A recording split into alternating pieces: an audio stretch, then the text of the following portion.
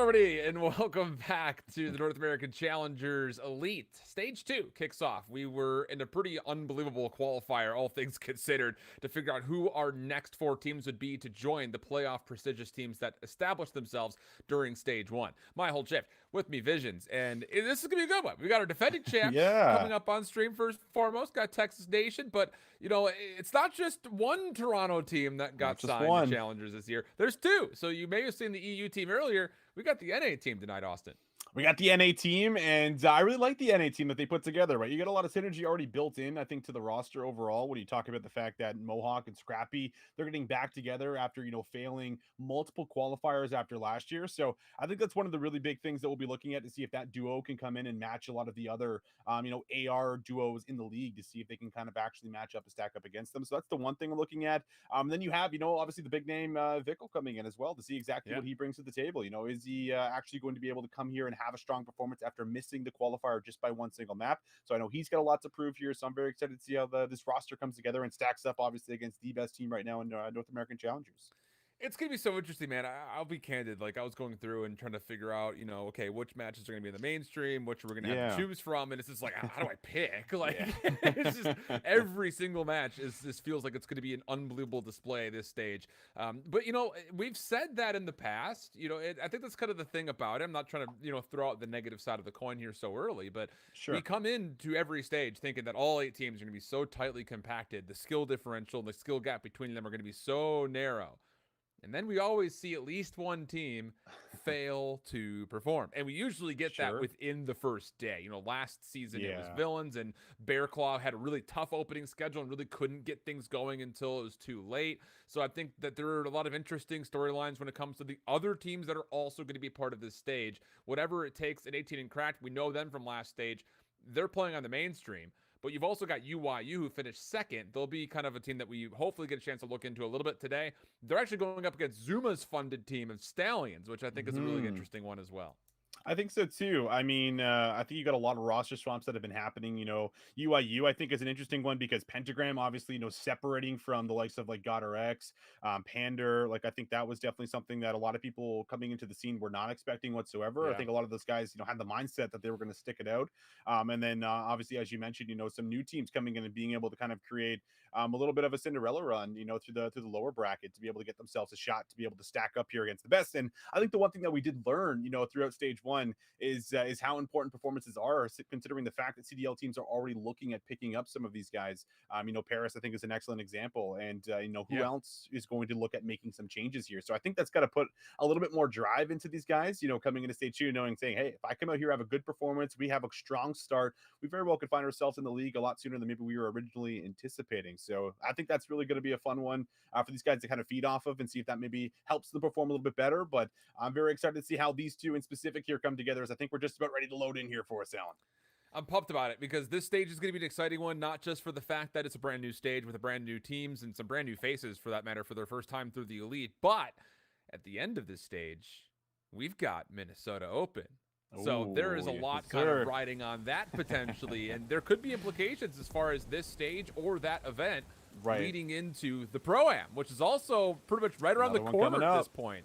So a lot of things that are definitely going to get us excited, but we'll at least keep our excitement, at least for the most part, focused on what's on screen. Toronto Ultra Academy's North American squad going up against the defending champs of Texas Nation. And the biggest player I would say to watch out here for is Havoc. MVP, I would say, unanimously for us on the broadcast for what he did throughout playoffs. And he's going to have to be responded to, and well, how about it? Ultra Academy, they will find a response, finding all 4 dead in even form. Oh, yeah, they're just taking away the map completely here. Nickel on a couple of kills. I mean, this is what, like a good 7, 8 consecutive kills. No one's even died yet. And finally, Kismet's going to be able to find the first kill here, as they're going to have to kind of just chop up P1, make their way over to P2 here. So an incredible start for Ultra Academy, taking away the map. But Havoc's not going to let all this time go for free. However, Hixie is there for 1, almost the second, and it's General that gets in here for some of the scrap time. This is good news, though, I'd say. We've seen teams, including Texas Nation, by the way, who looked great on this map throughout playoffs. The way that they play through the first hardpoint is get your first 25, 20 seconds, and then start to take a lot of your resources off respawn to get over here to the second hard point. And that's exactly what Toronto Ultra Academy are actually doing. So 36-8 as the ship will open up. Texas Nation have done well to at least contest this rotation, though, as they have some players not just near, but also stacked just outside. The hard point just comes down to can you find eliminations, and Kismet and Havoc will start off the affair with a double of their own. Brezzy also getting initially scrapped by himself, and just as quickly as Ultra was able to come through and find a teamwork on the opening hard point, Texas Nation did the same here in the second. Did find the bounce back. I like the play at the beginning there from Ultra, you know, just sitting, waiting for the push to come through, but they're not able to win any of those individual gunfights. So now it's a little bit of a moment where they have to try to get here for some of the scrap time. And Hixie does manage to get inside of the hard point here for a second. He's waiting for the pre-aim, but his teammates starting to slay everyone. Scrap in the kill feed there, finds two. Mohawk gets the third. Now this is going to be a bit of a foot race for the new hill because Nickel's already in the back, but with the sub, not going to be able to get a whole lot done. However, you have Hixie here as well. Everyone being dealt with. General's going to be there to kind of lock up that mid lane. So this is looking solid, and Mohawk's just got to try to survive as long as he can. He's got no one with him whatsoever, and Havoc is there to clean him up. And now Texas Nation, they're back in control, and they have security around the point. Yeah, for him to go 1-for-1 though on side the hill was actually pretty big news because you do have the ability to stretch this Texas Nation defense quite thin. So Ultra Academy not really opting to play largely through the back. They're trying to stack up through AA gun and try to hit this from the front. You saw teams throughout CDL, the Optic Major, do this, where you almost get a little bit of a spawn trap if you can really set yourself up in the right directions. And for Ultra Academy, they're nearly able to replicate that in full. 27 seconds to play for. Texas Nation still spawning close, but having no success getting through these cuts. And yeah, this is exactly what we saw throughout the Major. Yeah, as much as you'd love to spawn close, you can technically put a spawn trap here and then easily rotate over towards the fourth, and Ultra have absolutely showcased that doesn't just exist at the CDL level. They can do it here on Challengers. But with that said, Brezzy will at least create some sort of a space, winning a gunfight on rotation and getting Texas Nation into the fourth hill first.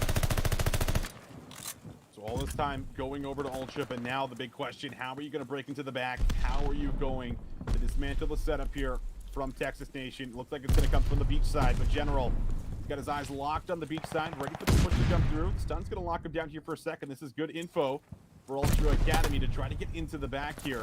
But they're going to have to make a move fairly quickly, but look through the front. Actually on screen, Hixie's been able to find two. Hixie finds the third. Opens up the point. That secures the spawns, and Ultra Academy, they get themselves right back in the time. What a heroic effort from Hixie. I think a lot of people were very pleased with what he was able to do with Ultra in the one instance that he came in as called upon by Cammy being unfortunately ill. He did really well. And, well, wouldn't you know it? You do well in the CDL for a week. You're going to do just fine in Challengers. He's 9-4 on 5 in a row, looking for streaks. Jordan General trying to gatekeep him from rotating out of this exit time. And also kind of to the front, Havoc's trying to do the same. Couple eliminations come through for Texas Nation, but they find themselves down a pretty hefty margin, which means not only do you have to kind of survive through the threat of potential streaks now on multiple players, but you also need to make sure you actually hold this time coming up here in the fifth, and that's still in question as Toronto Ultra also make their way around the back, try to pinch around this hard point. Well, Kismet in general will at least make sure that it stays safe for at least a small amount of time. He was one off a streak, and I also like to add the fact that he almost has 2 minutes of hill time, and we're not even through the first rotation of hills here so far. So Hixie's had a really strong start, and we'll see if Ultra Academy now can rally together. Try to contest some of this time. There's still 30 seconds left. Hixie up top is going to be able to clear out one. Mohawk down low was also able to find himself a kill. So now the push here about to commence for Ultra, but they have to start to deal with the subs, and in the back, Mohawk's going to be able to find a couple more, puts him on 4 in a row, and both players here are actually going to dodge around each other so they don't find one another. They will be able to at least stop Mohawk from getting any streaks himself, but this is still a really scrappy hill, and now we start with the rotation. Back to B1 we go. Ultra, they are going to be here first, and off screen, Nichols been able to find one up close. Yeah, that's great from Vikol. He's able to not just find the kill, but he actually gets full clearance of this upcoming hard point. So the score is starting to become very lopsided. Texas Nation feeling pressure, trying to flood on through with all three members just kind of holding hands as they walk up the staircase, and it does pan out for a break. But the actual hold of this hard point is really where you need to see Texas Nation get back to their playoff form, because Ultra have been great on these re-break attempts, and even more so, they have the luxury of being able to kind of default to playing for the second hard point if they need to. So Kismet up front on 3. Looks to be the next one forward to deal with more of these members, and he nearly lines up a double. Eventually gets taken down, but it's Hixie to match, and with that final kill, the break is good for Ultra Academy. With the final nail in the coffin. All right, 15 seconds. Looks like it should be good. They find Brezzy, so it will be good here, and that's going to give them just about a full hardpoint lead And this is where you feel like Texas Nation are really going to have to find a response on this P2 hill to make sure things do not get out of hand. We know how Gavutu hardpoint can play out here for us, and Scrap already going to be able to find one up top. So now more pressure on Texas Nation to try to defend off Ultra Academy, and it's not going to happen. All the individual gunfights swinging the way of Purple, and now it's all up to Havoc, who's kind of left up here to try to get some work done. He's not going to be able to find Scrap, but Kismet flies back through off spawn, finds 3 in a row here to clear out the hard point. He's going to be able to save the play here for Texas Nation. Yeah, saving is, I think, the key word in the middle of that phrase, because this was about to get really out of hand really quickly. And for Texas Nation, the job's not done, just by the way, to hold this 30 seconds. You've got a lot more obstacles coming forward here with Ultra Academy setting themselves up around the second hard point spawns. Of course, you don't want to just give away this 20 seconds, so Scrap will try to get that. Mohawk attempting to work with him. And Hixie, who's kind of playing this from afar, will at least get a couple of these trades, but largely speaking, Texas Nation have done everything the doctor has ordered. 167 to 145. Scrap time to go their way. We have a 50-50 battle. What's going to happen here in this first moment of the third hard point? We sure do. Scrap down low. He does have some assistance with him as everyone comes off spawn here. So now exiting off the last hill, Texas Nation need to get control of ring. This is really step one, and they will be able to find Hixie, but this is good information telling Ultra Academy that, hey, everyone's coming from the front here. We can set up, and you have a player down low at the moment as well, Mohawk, who can kind of play spoiler behind the ring play. We'll see if he's going to be able to do it on the minimap right now. Here he comes. Gets from behind, finds that first one. Will be able to have the high ground. Looks for the second, doesn't find it in Texas Nation. They actually managed to scramble and get to the point in time. And now Ultra, they're caught in the back, and they have some big gunfights to try to get out of their spawn. That was a very risky play from Mohawk. He was in a position to potentially actually influence spawn to flip, but he just found one more elimination around the middle map. Instead, he tries to chow the front, and now his teammates are a little bit stuck. A couple of kills will come through, but not enough to convincingly flip out this last member of Kismet, who tried to go to the pistol to really finesse the scrap time. Wasn't quite able to lock it up, but his teammates will allow him to spawn right behind this fourth radar tower. So now, for Ultra Academy, potential lead swap in the midst. 175 to 195. Texas Nation all over this hill. Vehicle cooking up an aid, looking to make a play forward, but he's lost all of his teammates who are still trying to work their way out of ship at the moment. So there's still a lot of time here before Ultra can really even put together this hit, let alone actually execute on it. And as the nades start to fly on through, the kills just have not been convincing yet. Here comes the push finally. Scrap over the top of the ledge. He gets dealt with as Brezzy takes down a double. Slow start for him, but now 14 and 20. He assists as Texas Nation hold. And last time, remember, it was Hixie's individual play that found 3 that allowed Ultra to get through. And now they're just lining up. These are easy pickings right there for Kismet. No trade comes through there for Mohawk. And I mean, this is basically like back-to-back full 60s coming into play here for us. In Texas Nation, they have taken control. 15 seconds, looks like it should be all theirs. And you're just going to have to chalk that time here for Ultra Academy. Set yourself up here across the map and see if you can find some of these kills exiting off the last hill. But you have Havoc, like you said, already in the back here. Is going to be able to find himself one, and now they're going to have to deal with him to make sure he does not secure spawns for Texas Nation. Ultra Academy are not comfortable in any form at the moment. Luckily, they've got vehicles still putting a lot of pressure on the old time, but it really doesn't matter for Texas Nation. They're still spawning kind of in the middle of the map, and a chance to really just flip across and hit this from the side. Hixie caught on reload, able to get the bag in, and with that also elimination, turns that into a double. 3 in a row for Hixie. Surviving with 76 HP, and now Ultra Academy have kind of cleared some of the early resistance of Texas Nation. An opportunity for them to get back in and also retake the lead. Havoc along the back, gonna be challenged. Hixie, how do you win that? 5 in a row. The 6th one comes flying out the window. There will be enough pressure there for the trades to exist, and Ultra Academy still have numbers in and around the hard point, even though Texas Nation are spawning close. Wow, Scrap is keeping it. Scrappy himself. I mean, that was 15 seconds, 20 seconds that could have went over to Texas Nation. They might have had the opportunity to close it out, but Ultra Academy, they hold the line. And now they have to hold the line here at P1. They have all 4 members set up around the point. Texas Nation, they got 1 hit, and they're going to have to make it count. And they're going to have to win every single battle. And Scrap is going to find 2. That's going to slow things down. Finds the 3rd, and there it is. Scrappy for 3. Scrappy off screen just got all 4. And Texas Nation, they have no chance, no shot at getting a touch. Scrappy slams the door in their face and locks down map number 1 in the series. I won't lie to you here, Austin. There's a moment in there, halfway through the second set of rotations, you look up at the scoreboard and you see 2 different members for Texas Nation at like 13 and 21, and you're like, how have they managed to get this game back to close? And you can kind of Fair. even see it there. I mean, Havoc 15 and 26. General was also one of the other aforementioned players that stayed a little bit, I would say, not nearly as consistent as we normally expect from him on a map like this. The thing, though, is just the heroic plays. It was Hicksy a Yes. couple of different moments. Like, if he doesn't get that single-handed break over by P4 the first time around, this game may not have gotten to that last hard point, probably wouldn't have. And then, like you mentioned, Scrap at the end alongside Hicksy, they go on a huge rampage to make sure that Texas Nation never really get that full break into 5 that they were looking for, let alone get the numbers set up to actually re-hit that first hard point where the game came to a close. Yeah, I mean, unbelievable. We didn't see that last kill, but Scrap through the nade just reads every single path, from Texas Station coming up that last point. And I mean, to be fair, Ultra definitely had a handle on that game, and Texas Nation did work themselves back in. I feel like you have to give a pretty big shout out over to Kismet for making sure that was even possible to make it that close. But in the end, it doesn't happen. And I feel like this is also, huge for the fact that, listen, Texas Nation, they were looking like one of the best hardpoint teams, coming into playoffs. Maybe they didn't showcase that as much in the playoffs in stage number 1, but nonetheless, they still, showed it in the grand final where they can just lock teams out. They can have these 100-point club games. And it looks like, at times teams never have a shot back in. But Ultra coming out here in the very first map against the previous champions here from stage 1, being able to win that, I feel like it's going to do wonders here for their confidence and momentum here going into what should be now maybe one of their bread and butter game modes here going into S&D, Alan. Yeah, I think you're absolutely right. But we look back over to the stats real quick, and it's just, yeah, Kismet does everything he possibly can to keep Texas Nation in this game. Minute 30 in the hard point, 32 and 26.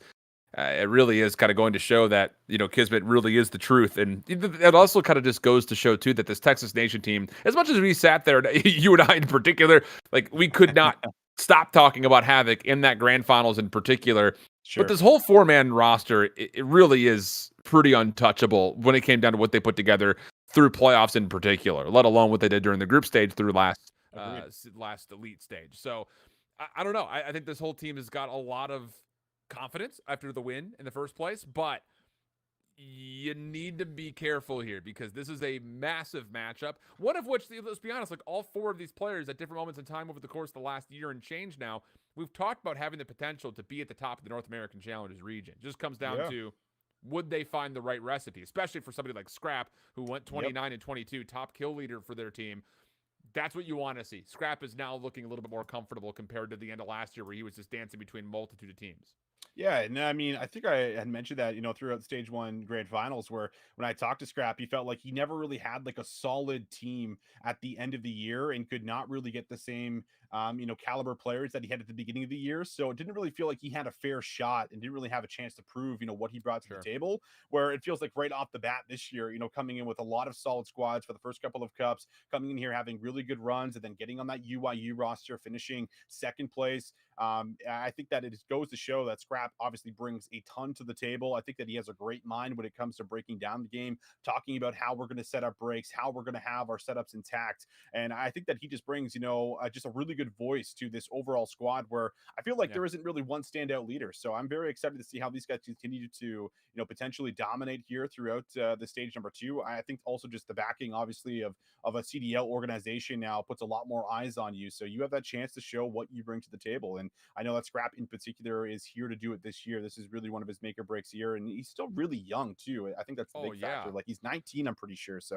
he's still got so much time left here. And I mean, a lot of these guys on the roster are actually extremely young as well. Yeah, you not only obviously we talked a lot about Hicksy and kind of his expectations, anticipations, and I would say hopes overall as far as him being a part of an integral CDL roster, starting roster at that. But I think the point that you bring up is the most important is Scrap. Yeah, obviously juggled around a lot last year, but always showed premise when it came to him potentially being a top tier player. Mohawk in particular, I know you talked about it from some personal experience that there were offers at the table potentially for him going into this next year, just came down to visa problems. And then Vikal, who was the most probably exciting Spanish player in recent memory, now moving into North America, yeah, this roster is, I think, a brilliant move from Toronto, not only off the fact that you were able to attribute them into a CDL franchise in some form, but I think there is an elevated platform when you're playing for an affiliated team. Now, we don't expect that Yes. at any point in time that Scrap, Mohawk, or Vico are going to be instantly inserted into the Toronto roster necessarily, but if Right. it's anything like the New York Subliners Academy roster from last year, all four of those guys, at every given moment in time, we could make huge arguments for each of them saying, they could show that they can hang not just with CDL subs, but also with their counterpart CDL rosters.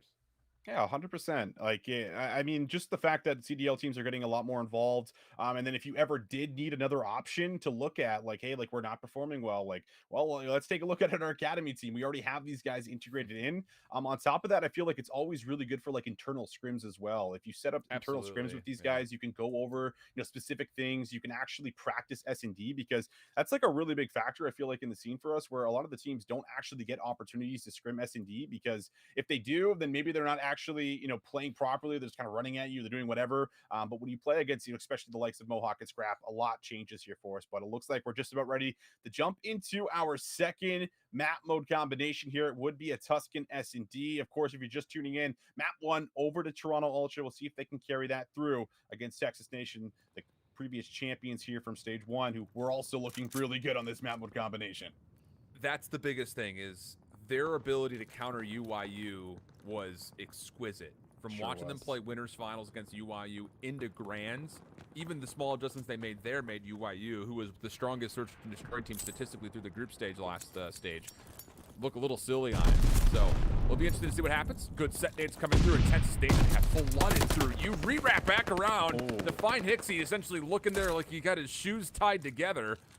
Couldn't make a move anywhere, and Brezzy, who's the sole defender at B, also collects another elimination, leaving Mohawk by himself. And, well, good luck, have fun here. We've seen him do stuff like this in the past, but this would be a different level of that task, and he will eventually fall. Yeah, and something I always credit Texas Nation for is just their blind counters and the way that they set them up. And they don't do them every defensive round, right? They just kind of throw them in here and there to keep you on your toes and say, hey, we've already done this before. You have to watch out for it.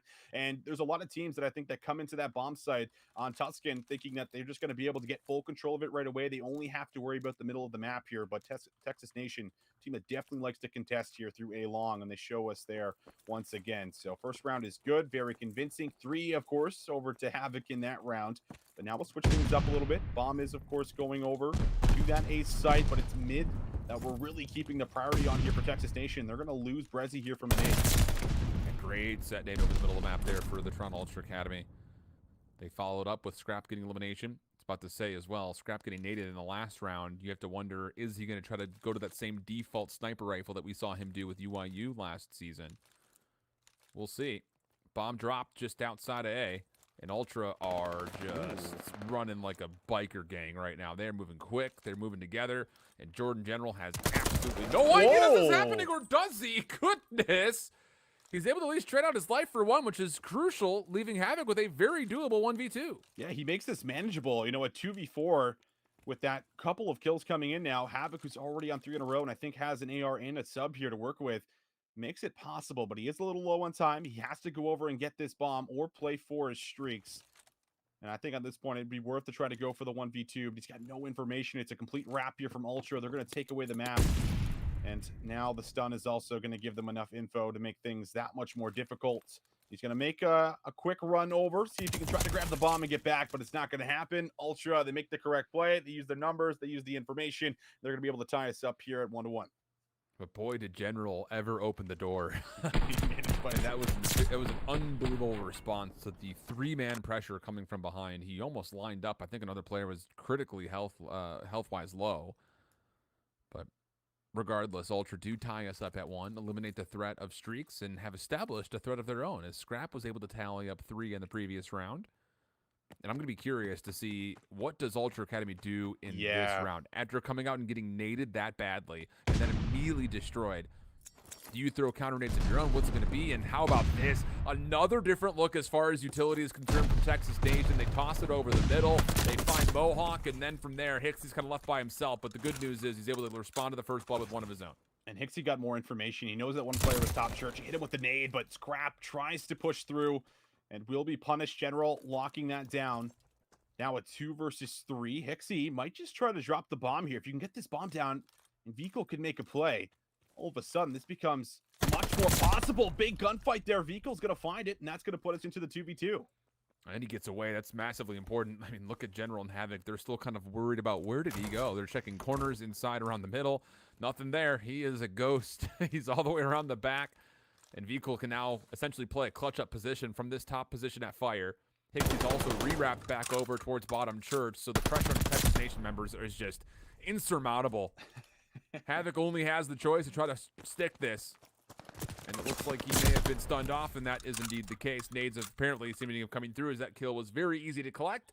And Ultra Academy go back-to-back rounds and put themselves up 2-1. I just have to wonder, like, I just have to feel like Texas Nation probably scratching their heads at this round. Like, where did these guys go, man? Like, there was, like, an interesting timing where someone had pushed through all the way A long, gotten to church, and then both players on opposite sides of the map so they can kind of play off information off each other, more or less. And you just see the shots come through top church. He's like, okay, I'm just going to hop on it. And then immediately you die from top fire. So really well played here from the Ultra Boys, being able to just move around the map here, making sure they're never staying in one place too long. Grenades have been very good for both sides here. This one's going to come right to the top of fire, and it's going to stop General from getting at least into the power position right away.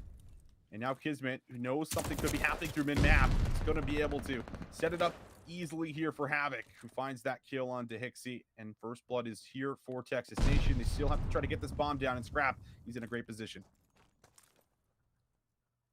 Just comes down to the fact that he is isolated too, though. So I feel like the pressure here for Mohawk to make a play up top is probably pretty likely. Vico has gotten to a tradable position now, playing bottom side well. Havoc will see him jump up to the well himself, and then the prediction onto Mohawk was exquisite, but could not quite finish the final shot. Scrap now also revealed mid-map. Should be isolated here as there's 2 more Texas Nation members over towards the A site, but they can't get to him in time. So an extra life tally for Scrap. Brezzy watching the cross, gets the kill before he can deny the plant, which does come through, leaving Mohawk for a 1v3. Finds the first, and now we have some time to navigate the rest of this 1v2. Yeah, it's 40 seconds to work with here. But Kismet, he's going to press right away with the pistol. Doesn't even give him any room to work with and just immediately runs him down, finds the kill.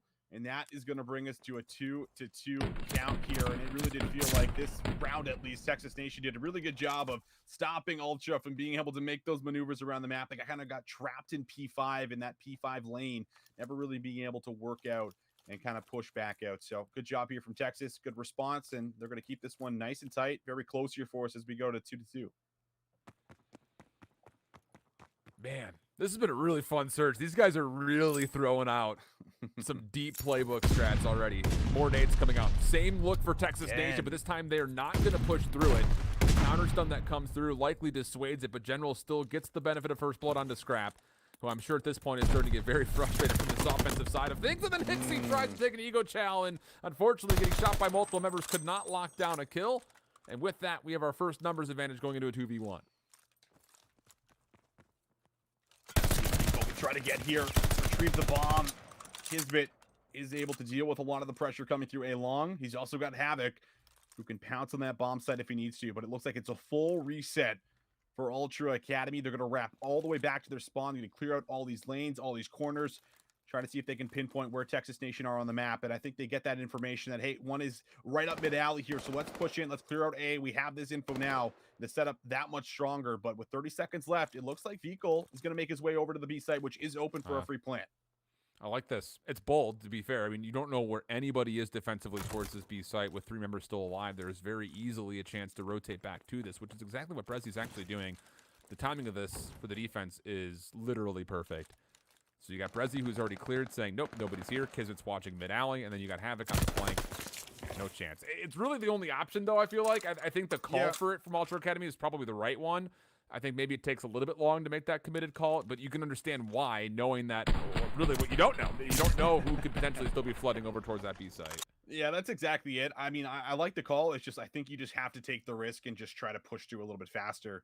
And if you do get that bomb down, then there is a real opportunity, especially at that site. You know, B, there are so many places you can go and take a bit of a lap with and wrap back around in so many different scenarios, but not being able to get it down and Texas just kind of wrapping over will stop that from even occurring as they're up by a round, and we'll switch sides again. Nades all come flying out here. None will find a first blood, but Brezzy, he'll be able to take the gunfight on the Scrap. That's a key AR now, no longer in the equation here for round number 6, giving them the numbers advantage again. Yet another first blood and a chance maybe to play for the bomb plant. Scrap has 5 deaths, and at least 3 of them have been first blood. This has been a really frustrating search, I feel like, for him. He's barely been able to play. He's like, let me shoot Bomb my gun, does get planted today. Yeah, for real. So Mohawk and Hixie trying to work this 2v3 retake together. One's going to go through Church, and Hixie's going to wait, try to clear out middle. Brezzy watching over the top of a heady. Not able to finish off the kill into Mohawk, but Kismet has more success over through you. Leading Mohawk to a 1v3 and only 20 seconds to make it all happen, plus the defuse. Not a very likely situation to go for. But he does actually still commit. A bit puzzling, because Brezzy is on 3 in a row, but doesn't make a difference. I believe it was Kismet in the corner that final kill, and with that, we go to a 4-2 tally. First time we've really been able to say Texas Nation really kind of throw and really showcase what Search and Destroy advantages they had from last stage.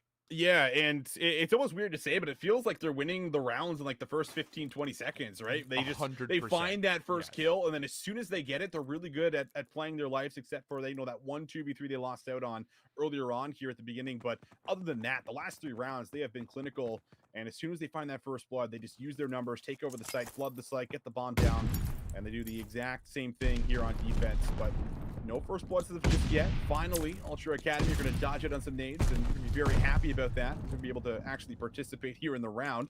Bressy's going to give a little shoulder. He's going to get some good info on the Mohawk, who does get the same information back. But Kismet again finds the first blood, and guess what? No trade kill. He's out with his life.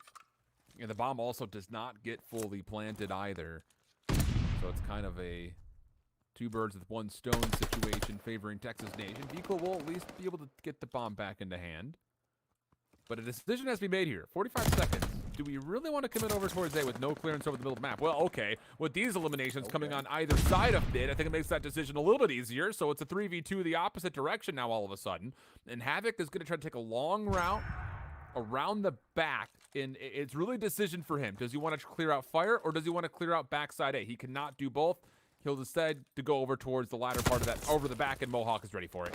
Such a tight setup. I mean, there should be a quick trade here. Oh, a second is there, but yeah, 2 more players come out challenging. I love that setup there from Ultra Academy. They weren't looking to try to, push out the back or try to get to top fire. This was all about staying right on top of the site. Both players picking a corner up here, watching this A lane, and then you have one player who's kind of just shouldering the inside of you, being able to watch all 3 lanes at once, and those are the only 3 entry points that you can get into the site with. So very tight, very close. Does come down to 1v1, but luckily the trade is in. And Ultra Academy able to at least keep themselves in this search and destroy, make sure it does not get too out of hand, but they need to find an answer here on defense. That's been the problem. Kismet has been so good in these first blood engagements. With nades or without them, doesn't seem to make too much of a difference. Scrap is attempting to snipe, makes good use of it, finding 1, but he has to do more than that, and he can't quite lock down Kismet as he crosses from his right to left. And with that, actually, Kismet's going to decide to go ahead and plant. Nades to cover this to happen as Scrap is taken down after being tabbed, which I believe was to the right-handed general. And Havoc, wouldn't you know it, he's just in the back. He's always in the back. Double for Colt. Texas Nation. Take the 5th. Yeah, you just love it from Havoc. Like, it's almost like I've seen this so many times that if I ever played against this guy, I just like every once in a while just a quick little 180 check, right, just to see if he's back there, because he's always behind you, finding those 2 pieces. Beautiful trigger discipline as well. Doesn't take the shots initially. Knows he has the time to come all the way around, and sets up the round win here. Now 8-5 for Colt, leading the charge here for his squad alongside Kismet, who's been doing the exact same thing while playing the objective work and getting the bombs down, bomb diffuses, you name it. Ultra Academy have to find 3 straight, have to dodge it on these nades, though, most importantly. And it looks like they will be able to survive the initial nades off the bat, but they will not go for the bomb just yet. You can tell with the way that Texas has been playing that they don't want to drop this until they get some more information. And the thing about this is, it's not just information. You're without really any significant pressure up top into Church because these nades have largely missed. So it's really on Texas Nation. They can move forward if they want to, and boy, do they.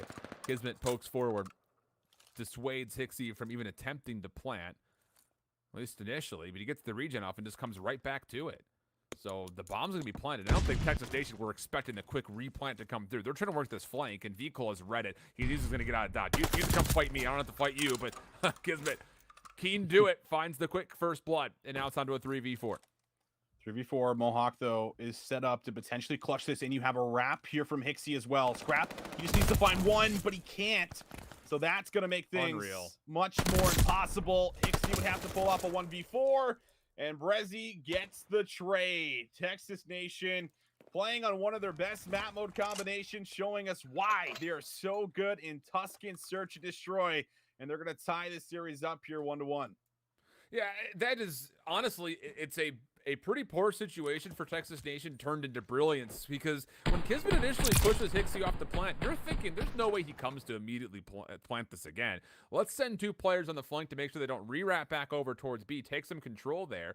And even though that took a while, it still was the barrier of their success. V-Cole does exactly what you would expect him to do. He tries to back up. He tries to kill time, if not take one with him, but he's not able to because it still locks down what is a very late first blood compared to the rest of the rounds we just had in that search. Like you mentioned, it felt like everything was just determined in the first 30 seconds, if not 15 seconds of the map. That wasn't an elimination until we had even gotten the bomb planted in the first place. But still, I think it's just off of that play, Texas Nation does a really good read knowing, all right, if he's going to commit the plant, we still have the ability to play off this flank through B. And a lot of their success came from that flank, even though they didn't really actually lose any gunfights there in the end anyway. So pretty much flawless final moments of that search and destroy leads to a 1-1 map count here for us. And just an immensely impressive search once again from Havoc. Can't be surprised by it.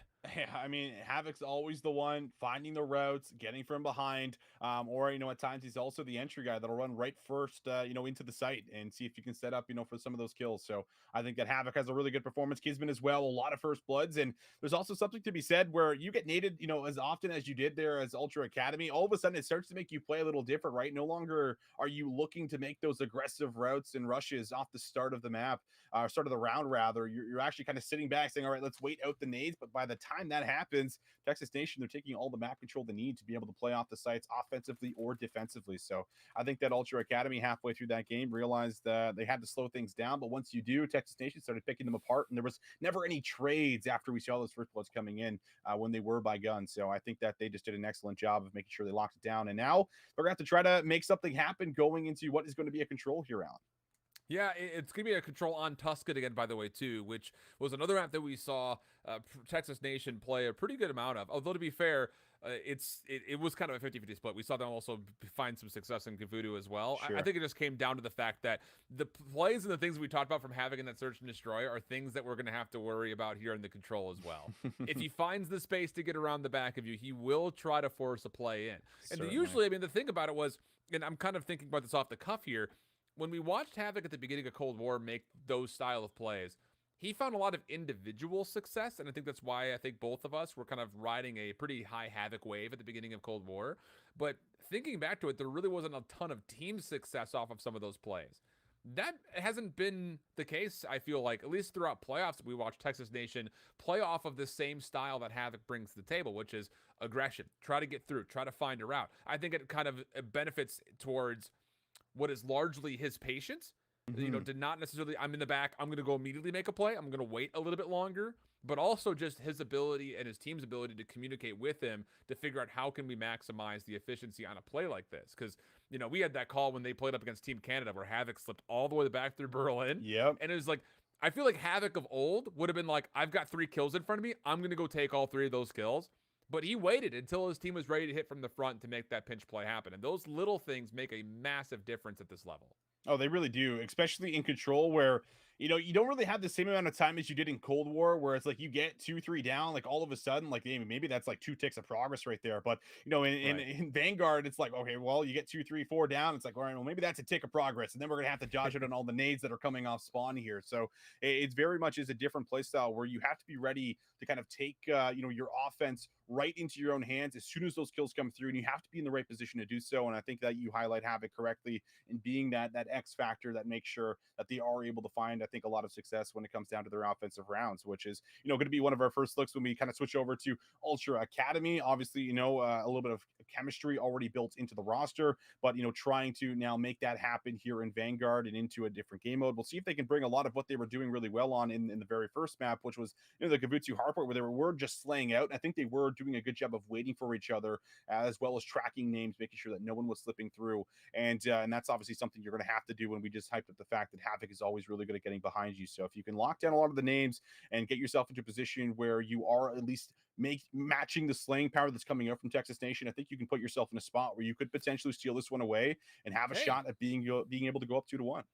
I think you could probably take all of those final points you just made and use that as an exhibit A to what happened on the Gavudu hardpoint. It was kind of exactly that.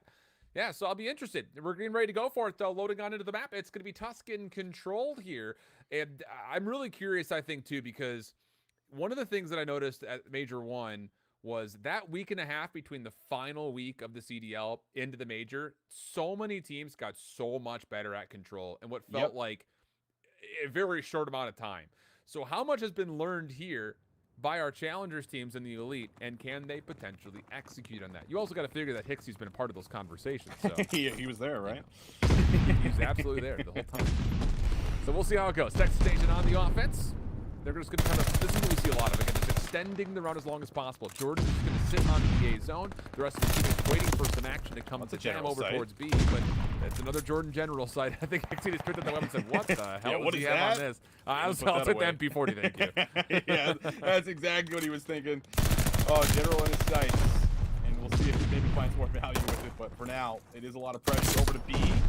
And we'll see, actually, 4 kills all come through. Very nicely done here. We'll clear off the offensive push. Trying to get into the back. He does a reload there. Should have been anticipating the spawns, but those are 2 individual gunfights. 1 here for Texas Nation, and now they come right off their spawn, fly right into A, and they've already gotten the spots.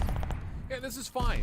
This is the thing that I was kind of hinting at there for a moment. We saw this with the CDL teams where extend the round as long as possible, because the ability to win the offensive half from just capturing alone is minimal. But if you start putting pressure on lives, then things start to happen. So it's going to be an extra 60 seconds. Looks like Ultra are very fine to let this go. Especially with the 5-life lead, you could definitely see why. Good read here on the Havoc up top at Fire. Mohawk nearby will come forward to make sure the assist is put to play. And how about this? Texas Nation able to get the cap, but they don't get any progress through the middle of the map or over towards B. They're kind of stuck, to be honest, in the north side of the map at the moment. Vico's going to back all the way up here to his side. And now he's going to have a lot of players to deal with. The stun connects, but bad timing. And now, Texas Nation, they've got control of Church. They can get Kismet into the back, or you can just hold while the rest of his members try to see if they can push through Church. But Hixie is able to find one. Havoc now for another. Looks like everything being dealt with quite well here for Toronto Ultra Academy. They still have a minute 20 on the clock here. Try to make something happen offensively, and Havoc, you feel like, might have to try to make a big play here in the back all by itself. This could be it. That's 2. This is their chance to be able to get in, but it's only Havoc here. Yeah, the problem is they never really fully cleared the high ground. Kismet's trying to correct that at the moment. He does take out of that one. Kismet, who actually transfers over to a third, gets the reload off, and then finds Hixie for the 4th. Texas Nation, all of a sudden, right back into this round as General comes forward, finding another, and all of a sudden, Ultra Academy are staggered. Look at this. 6 kills consecutively coming through Ultra Academy. Panic setting in. Have to make this push happen, and it's going to be through the Church alley. They have to win these gunfights. Second tick on the way. Scrap comes flying in for the first one. Prezi gets the trade. Prezi gets 2. Almost the 3rd. But Havoc finds the trades, and now there's still Texas members on the point. They can lock in the round. Oh, this is looking solid. 3rd tick of progress on the way. 9v5. Ultra have to flood. They're not going to get there to touch in time. They had 2 players trying to hit from different directions, and if they would have gotten there, maybe the trades could have given them a bit of an extra lifeline. But what a play from Kismet. Unreal. In what looks to be impossible form. He finds 4 straight kills to just open up the site in the first place. Unbelievable. Oh, plays like that. That's what you need sometimes in control, especially attacking. Now the Texas Nation have just lost in the very first offensive round. I feel like that's going to put a little bit more pressure on Ultra Academy to try and find a response. Nade's going right over the top here. First blood finally comes in here for General. First tick has already been secured on the A zone, but here comes the rest of Texas Nation, and they're starting to clear out all of the members. Scrap here all alone on the point here, trying to buy time. Does manage to find Brezzy. He's got one more with him, and Scrap actually plays his life beautifully. And that's going to be enough to maybe secure the A zone here for Ultra. It's absolutely going to be enough time to get this extra 60 seconds, but as again mentioned, no need to full stack this. Give yourself some extra time to play alongside this clock. So it's 23 v 25, 2 minutes and 20 seconds on the clock. And unfortunately, though, Vikul, who was trying to play through Church, and Hixie, who was around the back of column, really aren't able to do too much with those forward and advanced positions. Now it's down to Ultra Academy re-clearing once again, and odds is going to be so unfortunate. Havoc up top. Havoc nearly turns his 1-for-1 position into 1 for a couple. Brezzy watching the front door, got picked at the same location, bouncing right out of P5 as Hixie just looked like he had moon shoes on. Able to find another elimination with that front. Ultra now start to go on a little bit of a spree as they take down 3. One more to grab in the back as Havoc, and he has too much trouble with the double stack of players in front of him. That will lead to all 4 down, and Ultra a chance to get some progress.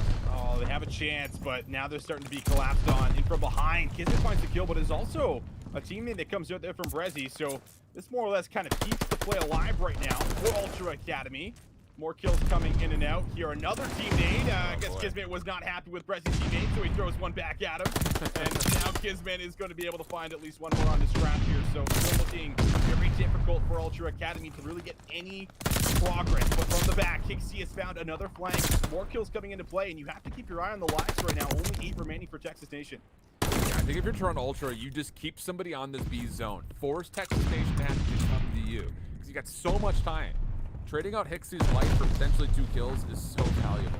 First tick of progress does get locked in. Hixie retreating back over to Patty, has an automaton in his back pocket, and does get at least enough damage to help Vikul get 1 elimination, but the kills are efficient for Texas Nation. They go 3 for 2 overall. Scrap in the back has been red. Havoc, a big 1v1 to win in the pre-fire will allow him a chance to win. So now we're down to 45 seconds. The final 4 lives for Texas Nation. But really, if you just hit off 1 more hold here, you're in a good position to use this clock as your biggest ally. You just need trades. Ultra Academy just need trades here, and then that way, if this push fails, they still have another shot. But that's a great opening here. Brezzy will be able to find 1. General gets a second. 30 seconds left on this clock. Ultra have to stall the time here, but General manages to find 2 in the back, so 3 playing up against 7. Ultra, they only have 1 hit left. This is a 4v12. It's now 3v7. 15 seconds of the clock. This is the last chance. Havoc is playing a position in an off angle to where he should be able to get at least 1, maybe even get a couple unexpectedly. He's able to find the first. Around the backside, no, the trades come through. General on the deep side takes down 2 with him. It's a 2v4. Ultra still have to touch, but it's just Hixie who's here. This is the only player left. It's him versus the 2.5, and General goes on a 5 spree at the end. What in the heavens is this control? No. I mean, I cannot believe it. 4 playing up against 12, and I think there was like a minute on the clock when that had happened, and they just cannot find the effective trades. And it was a great opening. They find the first kill on the Kismet, and you're thinking, okay, perfect, they can look to flood through, but General is just an absolute unit at the back of B, refusing death, not going down. And now Texas Nation, they come out with 2 straight rounds here. Ultra Academy not in a good situation, and it's already takes the progress potentially coming in. Scrap does have a shot at being able to win this one-on-one, but you need to have a convincing defense here if you're going to have a shot at getting back into this control. You gotta stay composed here too for Ultra Academy. Those are 2 tilting ways to lose 2 straight rounds of control. Kismet pops the heck off to save the first attack, and then you think you're about to respond with 1 of your own, then General goes on 5. You have to keep yourself within your own bench bounds. And so far, they're not. These are solo challenges into multitudes of players. Vikul is 6-18. That often we see him put up numbers like that. He's having a hard time getting on a spawn at the moment. Brezzy's already getting progress done at B. Mohawk trying to save it, can only find 1. Kismet secures the tick of progress. We still have 2 minutes and 20 seconds. Kismet's on another spree. Give him the 3rd. How about the 4th? Kismet! You are my father, apparently. 4 in a row for him, and Papa Kiz not done. Papa Kiz is taking over, and man, oh man, is this looking difficult? Difficult's not even the right word. This is just looking devastating. I mean, Look at the kill feed. Look at the kills. It's just all Texas Nation. This is going to be a 3-0. Very well could have been control that could have went the distance. General for 2 more. General for the 3rd. No, Rezi gets there. Unreal from Texas Nation. They are able to find a 3-0. Such a close 3-0. But that last round, not close whatsoever here, Alan, as they get the job done and pull ahead in the series. My goodness. The composure had to have been just gone, honestly. I have to believe it. Like, it's not just in here's the thing is, we talked about the clutch up situations that we saw, for the first attack, the second, the next defense. But sure, like, full had to have been completely lost for Vico as well, who could not find a gunfight to save his life. I feel like every time he was either running into 1v2s, 1v3s because he was the last player in, or he was getting shot in the back or something. Like, I feel like he never really found any favorable gunfights, and he couldn't get anything going. And I think at a certain point, you just kind of start, losing some steam. This is a weird comparison, but go with me. It kind of reminds me of like watching Sib from Modern Warfare at times, where like you expect to do great things all the time, and when you just all of a sudden aren't, you start forcing things.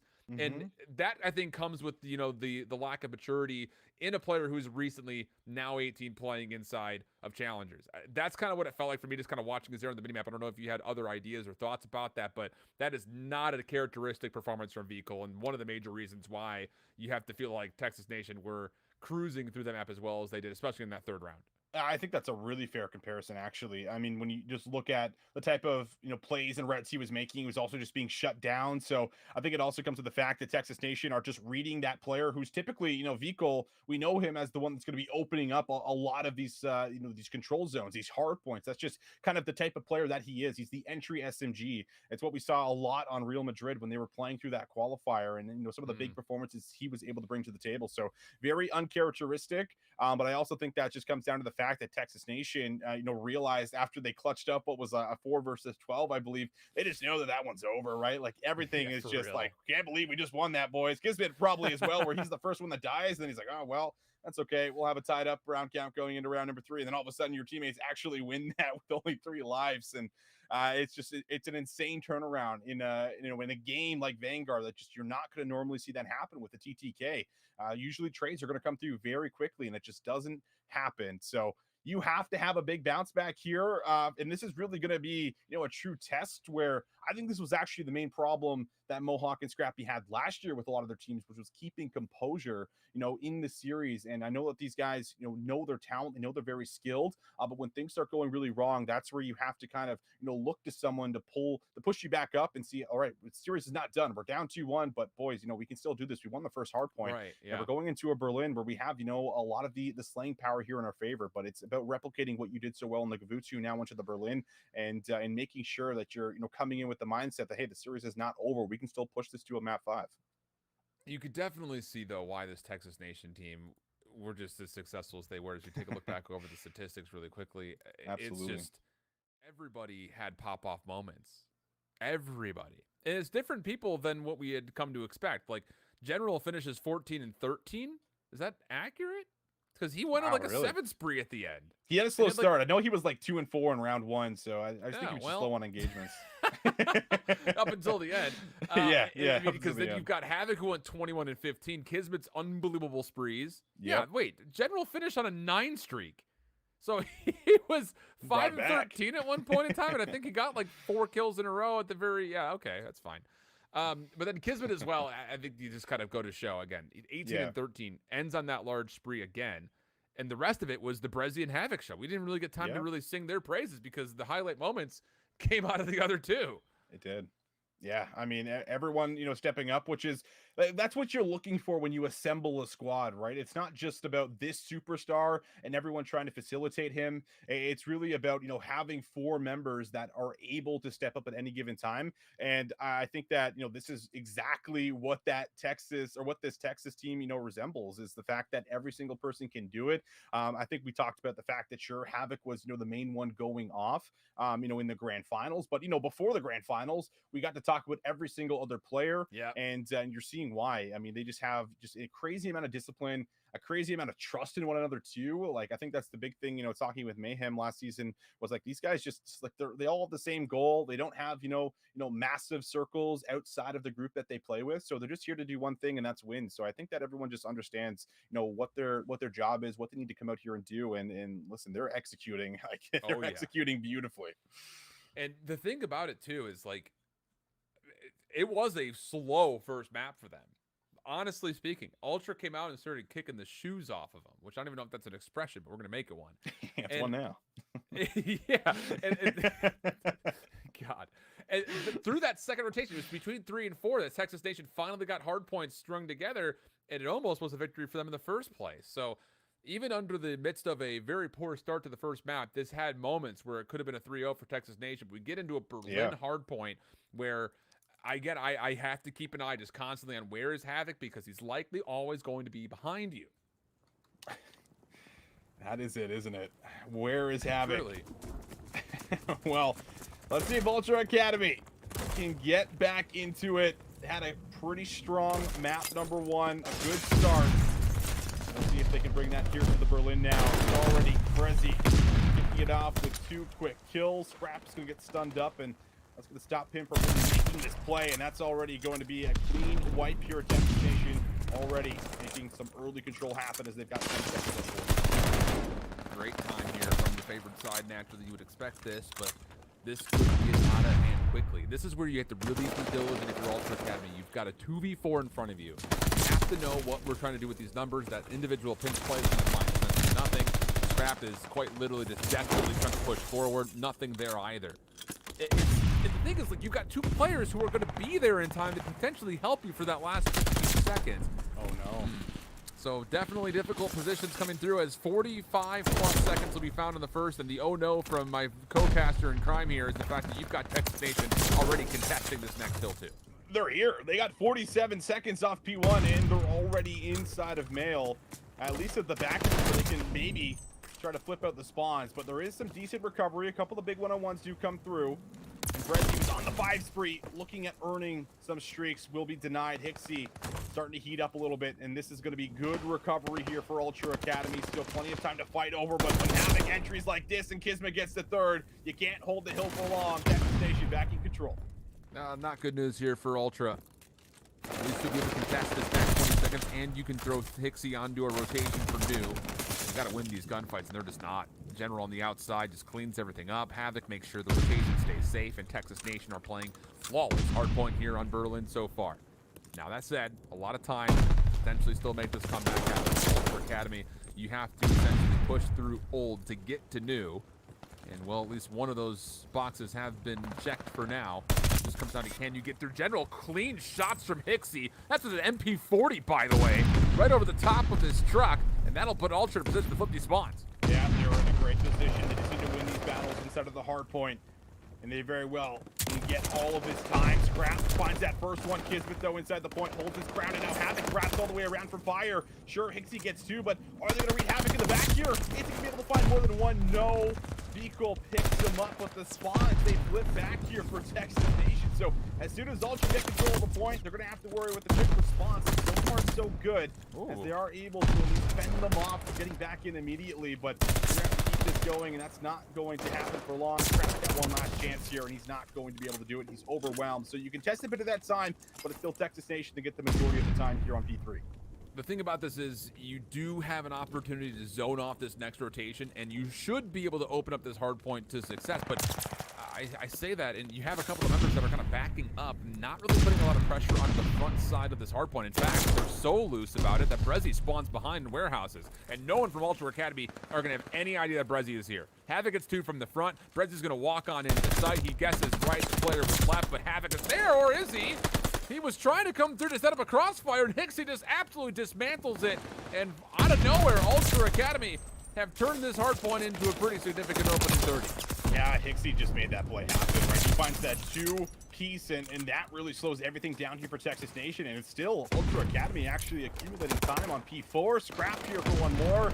Mohawk has gotten 2 in the feed, and that is going to be all purple, which means that 15 seconds likely should be going over to Ultra Academy, and that's enough time to get them right back in the game. I mean, this is what, a good, like, almost 10 consecutive kills in a row before finally Kismet shows us that there's some yellow in there. But this is looking pretty solid for Ultra Academy. They were down a ton, and this is their chance to get right back in the game. Pixie's in a perfect position. Yeah, this is looking really solid for them. Really, this 5th hardpoint is negligible. You want to be able to contest this and hopefully find a favorable kill feed to flip the spawns around if you're Toronto Ultra Academy. So far, they're able to mitigate some of the time already happening on the 5th. Havoc able to help track down Mohawk, who eventually gets taken down by a teammate. But still, the hardpoint stays contested. Here comes Ultra on their play through. Havoc up top, eventually denied. But of course, this will reveal Hixie's intentions, but it may not make a difference. Hixie gets a double. He's already on the back, sees a player down low. That's free for Hixie. He may have just completely single-handedly not just flipped the spawns, but he's created enough pressure to allow his teammates to get this game back to nearly level. Oh, he is certainly one of the big reasons why Ultra Academy are still in this. The 2-piece back on P4, another 3-piece there. A big one-on-one in front of them, almost there. Able to find that too. But General will finally end the spree. So now we move over to P1. Mohawk, the first one in, finds a big battle versus Brezzy. That's going to create just a tad bit of space here at the new hardpoint. Ultra had the setup, they had the clearance, they're already roaming around the train yard. This is a great position for them to stack up in real time and take control of the lead. Well, they can start to smell the blood in the water here. They are getting very aggressive, our Toronto Ultra Academy. Hixie, he sees 1 and 2, makes the play across the train platform.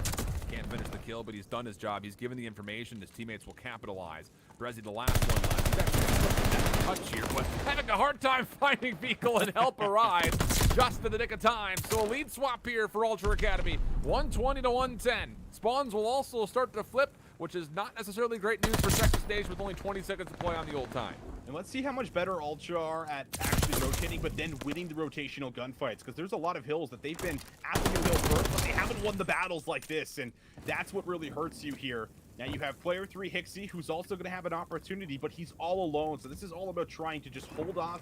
Don't give your position away. See if your teammates can get with you in time and then make your moment happen. But Hixie is going to have to take shots at the first one, finds the second, but the hip fire not good enough. Brezzy will take him down, but you still have all member players all around the point. But you got Havoc who's stopping the reinforcements from even getting close. A really good read right here from Texas Nation. Good read as well on where Ultra Academy are going to be coming to try to re-break this from. So Hixie, first one, tosses some names. A lot of walls are still put together here, but oh, it's actually going to be Kismet on the back, setting up a bit of a pinch from Sandbags. He'll line up both. Pistol in hand, decides to swap that out for an automaton that was laid astrew on the ground, and oh boy, Kismet is just getting it done from all angles all the time, it feels like. The kills will be there to respond, leaving some neutral time here for Ultra Academy to consider as, once again, same thing I said last time we were here. You got to break through old to even get to new. And once again, the first checkbox has been marked. 155, 138. Scrap time going over. Big gunfight here versus General. He's going to find some shots in the scrap. He's also got Kismet, who's playing really close up on the docks there. But Hixie's been able to put through fire. Havoc's going to give him the challenge, and that's an easy pickup for him, who's going to be guarding both of these entry points here. But the spawns very likely should be secured here for Ultra in the back. They are blocking at the moment. They just need to find the kills. And now their teammates coming up spawn. Here comes the team push. Vickle, as well as Scrap, both finding a couple of big engagements. But now they got to get inside of the hard point. And Havoc is still somehow staying alive. Finally, it's Hixie that deals with the Kismet, though. The last one up here. We'll be able to find one. So much of that time is contested, but now Ultra in here for the back 25. Texas Nation can still contest this from fire. Mohawk very much so aware of it, can only tally up a first elimination, and now it's just down to how long can Hixie stay alive, because Texas Nation have re-hit this fully. It's going to be a dead even game, but with a very heavy negotiation over the scrap time, this will leave Toronto Ultra Academy kind of in a position to where they're going to be really late coming here to 4. And Texas Nation are not going to risk losing spawns because of how this rotation is unfolding. They'll send Brezzy all the way around the back, and that'll allow an opportunity for General just to lock down some hardpoint time with the AR in hand, watching over top of the train station. So a significant break for scrap time for Texas Nation will lead to some considerable time here on the initial portions of the train yard. Ultra Academy finally here to contest, and as they are, a couple of kills will come through, giving them a chance to contest, but the numbers are a bit meager, and General has read the spawns that flip. Yeah, I'm interested to see if Havoc actually has streaks to work with. I think he did find potential spree at the end there. I know there is still one streak available for Mohawk, but you might not need it. You have Ultra players here, but Brezzy says no. He finds two! Brezzy gets the third as well in the back. The 3K, good enough to lock in the hard point now for Texas Nation. 15 seconds up for grabs. And that looks like that should all end up going over to them. And now you're on the back foot. You're down quite a bit of time. You're over 200 points to be exact. You're going to have about 250 seconds here for Texas Nation. So this P5 kill, you have to get at some time to try and make P1 at least a chance to be able to close things out here if you're Ultra Academy. But so much riding on this P5 hill in Texas Nation. They can just play with their food. They can just hide and keep them off the point. You know exactly what you have to do here if you're Ultra Academy. As much as the 5th hard point time would be considerable to get you back into this game, you're spawning on the correct side of the map eventually for P1, or are you? Hold on, Kismet just spawns up over towards P1. He's around the back, and as Havoc finds a second elimination, all of a sudden you get into chaos amidst the middle of the map, but Ultra Academy will still spawn favorably. The thing about this is you have to get back over and try to find a way to contest the 5th hardpoint time, which Mohawk almost just does single-handedly, turning a double into nearly a triple deploy of the pistol. And there we go. Toronto Ultra Academy able to stabilize, not just for the hard point, but also collect themselves the spawns that they want coming up for next. They have their comeback right in front of them. It's going to take one or two of really good holds here of this first hard point. I love this play from Vickle. He just picks up the left side of docks to make sure that no one's making a long flank happen through P3. So now Texas Nation, they have to figure out where they want to coordinate things, but Hixie's also going rogue at the front of train station. So all of these scattered kills here is stopping Texas Nation from having a full-on team push. At least it will for the first 15 seconds of this point. But now Havoc, 34 kills to his name, looking for 35. Mohawk gets help from Scrap, who ends up finding 2. That will shut the push down. Scrap pushes out, finds the angle. And that is going to be locked down here inside of the P1 Hill Ultra Academy. They have been flawless so far, and there's still 30 seconds left. That's the first hit done. The first wave has come to a close. Havoc in the back, read by Scrap. Now he can go help the front, which needs to be helped, by the way. He's the last player left. Needs to contest time. Scrap nearly heroically takes down every single Texas Nation member, but the break from the front is good. 15 seconds means neither of our teams can win here, and Ultra Academy say, okay, that's good enough for us. Let's send all of our numbers to new and try to beat Havoc. But try you may. Not as easy to do as it is as easy to say. And as Vickle continues to keep the pressure alive, it'll be 2:43, 2:19 as the second hill opens up. Ultra right here. They're on the point. Texas Station, they just need one break to win this game and win the series. Here comes the first kill here for Mohawk. He is locking down the outer part of the docks area, and inside the hill, you got Hixie. But here comes Kismet in the back. He's on 4 in a row. He's going to be able to break this hardpoint open. That's the big gunfight here from Scrap, who finds it, and now Ultra Academy 10 seconds away from winning. All 3 members for Texas Nation are hitting this from the front. The rest of them get upstairs and move around the backside staircase. Trades come through 243, 243. Vickle inside on 3 in a row could only do so much. 246. The last contest coming forward. Scrap not able to quite get there, and nobody else will touch in time. A heroic effort from Toronto Ultra Academy, but all of it comes up essentially a moot point as Texas Nation's final 3-man flood from the front is good enough to lock in the 3-1 win. Although, all 4 maps were really tremendously close. Yeah. Even the 3-0 on the control, like, that very well could have went to a round 5 there for us. I mean, I think that Ultra Academy have to be very happy with the way that they played this series, but at the same time, you know, you're going up against the #1 seed. You're going up against the Stage 1 champions that had such a convincing performance. With the 3-0 in the grand final, they're coming right into Stage 2, looking just as convincing. And as much as they're able to keep a couple of the hard points close, they still ice up, they still clutch up. That's what we know this Texas Nation squad for. And they're picking up right where they left off here as they start off the season on the right foot. They're so good, bro. Like, Very and the good. thing about this is a very, very difficult opening matchup for Toronto Ultra Academy, who are coming off of a handful of roster additions, handful of young players that missed out on the chance to play in the Elite previous to this, and you're going up against the defending champs, and you put together one hell of a show. Like, yeah, I think there is a lot of encouragement and inspiration to be pulling from this if you are Toronto Ultra Academy.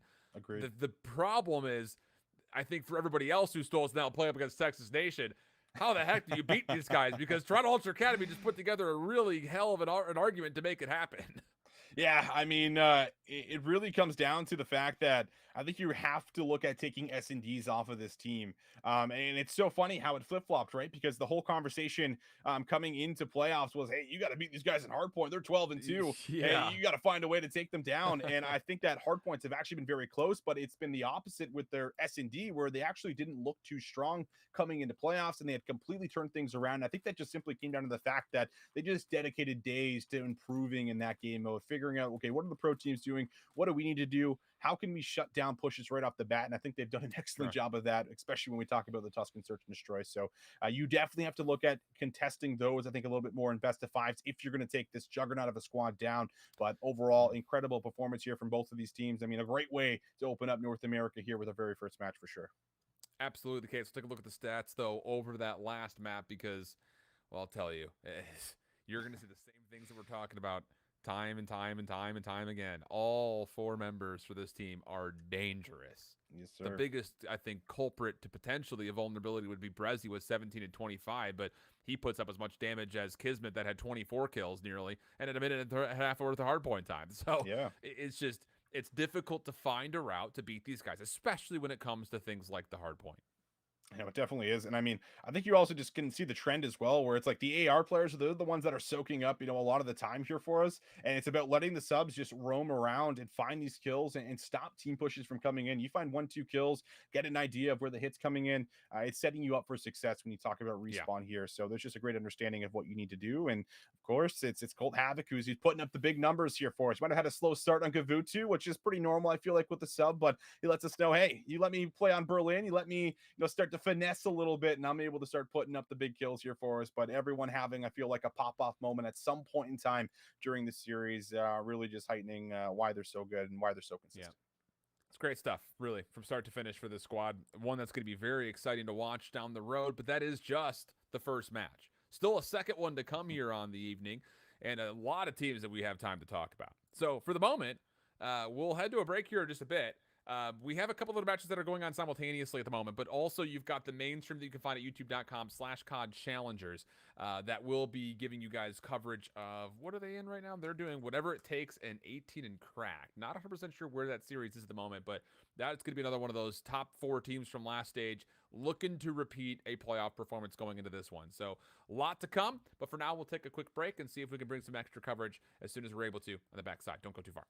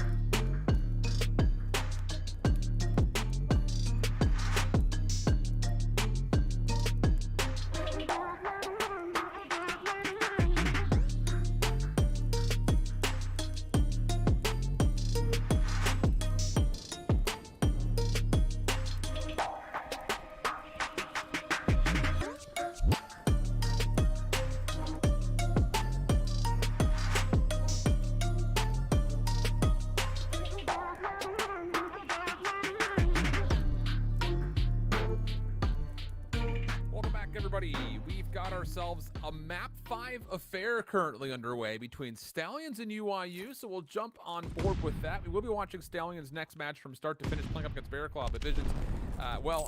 Let's be honest, this is your runners-up, largely, for UIU, and Stallions are giving them one heck of a run so far. Yeah, they sure are. I mean, the squad overall, I think, has the ability to maybe make some waves here in the league, but how about that nade coming out here? That is good for a kill onto Turiel, and Jintroy finds the second as well. The new player added to the roster. That's going to make it a 4v1, and likely should mean that this one is all locked up. It's only going to be up to Kaiser, who's able to get one and dips out with his life, but still a lot of work to do. Tons of work to be done, and Phantoms, I believe, has just scouted out this play. So Johnny will stick for a plant. Kaiser off the reload, though. Hold on a second. He's in a really good position to get an exit kill, unfortunately. Now, the plant happened, and then it was immediately out and through the buildings. So it's kind of one of those situations where you're 50-50 guessing. Is he going to exit left? Is he going to exit right? Well, he guessed left. He went right. So he zigged when he should have zagged, zagged when he should have zigged, something of the nature. And Johnny gets credit for both the plant and the final kill, puts UIU into a much more comfortable spot, at least for now, in this map 5. Yeah, it sure does. And I think watching over, the last map, it was extremely close. You got to see some big plays come out here from multiple players here on the Stallions roster. And we'll see if they can kind of, put to or get some work done in S&D, where I feel like that's where players, like Yuli can really shine. I think he was one of the big players last year during Cold War. Had a lot of exceptional performances, and you might be calling for it if you're going to find an upset versus UIU. A couple jump peeks here from Yuli, trying to search for some information. Will be the hit coming through offensively, but you have Dylan Rex in this position. He can watch this entire cut unless you've got an nade up here or unless you challenge the gunfight. And Phantoms is in a very advanced position as well. I was about to say, like, him on this side staircase is not good for the side of Stallions. You have to deal with this at some point in time. Right now, they're just waiting for someone to overpeak, and, well, wouldn't you know it, they do catch Phantoms off guard. So now 4v3. Bomb making its way in towards the A site, just underneath where Rex is positioned, and, Rex has seen this, but, maybe as he bit off more than he could chew. Sure seems that way. Diving out the window, he was hoping for a little bit of assistance from Johnny, and as Jintroid also commits forward, Kaiser's there to keep it honest, but the S&D phenom, the young 18-year-old in Johnny, has already found two. This would be a 1v2 for the ace. Not a lot of time remaining under the clock, 25 seconds, and Johnny's a bit nervous that there could be a play happening over towards B, so he'll reach the high ground, in which he finds Kaiser. Now 1v1 as Cryptic gets the bomb planted. He knows exactly where he is. He knows he's got to be on the site, close to it. And Cryptic, he's going to play kind of a 50-50 angle, and Johnny comes from behind, takes him down, 1v2, as well as the ace here. And that one stings if you're the Stallions. That was the shot to be able to even us up here at 2 apiece, but Johnny says no, as he's also now working towards his second streak. That's just an unbelievable play from Johnny. I mean, really, that's really going to feel like a 1v4, and I mean, rightfully so. I mean, the ace is impressive. The 1v2 to clutch things up, maybe even more so part of that, because the trades were so lightning quick that, yeah, wow. That's an unbelievable display from Johnny. Now just one away from a streak, too, which is dangerous news here for Stallions, as everything looked to be building very nicely. I mean, the patience that was executed on was near flawless. It just came down to nobody could take care of Johnny. So now you look to get this plan off for UIU. Aggressive hit coming out as Turiel tries to challenge the front side of Barn. He gets punished for those transgressions. And even on top of that, Johnny has now found his glide bomb and his 7th kill to Kaiser inside Granny. Well, Yuli also finds Jintroid, though, so a couple key gunfights come through here in the 2v4. But you lost Yuli, and Cryptic last known top Grannies. And he's got 2 members that kind of have him pinned inside at the moment. Cryptic comes out, almost has a shot at the gunfight, will be denied the opportunity, and that is going to be another win put up on the board. Of course, things switched up here for us, but it is UIU now up 4-1. Got to find something here if you're Stallions. The Stallions? We have to go with the Stallions. We can't just call them Stallions. That sounds so weird. We're going to have to go with the Stallions. So for the Stallions, you have to, these are all, I hate getting into rounds like this as a commentator, because it's a must win for the Stallions, and you have to do this against a very free glide bomb at some point in time, right? Like, you're looking at, if you win this round, you're still looking at possibly 5-2. So really what you need to see is a couple of rounds in a row, and you have to survive through this glide bomb that's inevitably going to be happening likely in the next 2 rounds. Yeah, the good news is that it is Bocage, so as long as you aren't planning for B, typically you can avoid a lot of the streaks coming into play.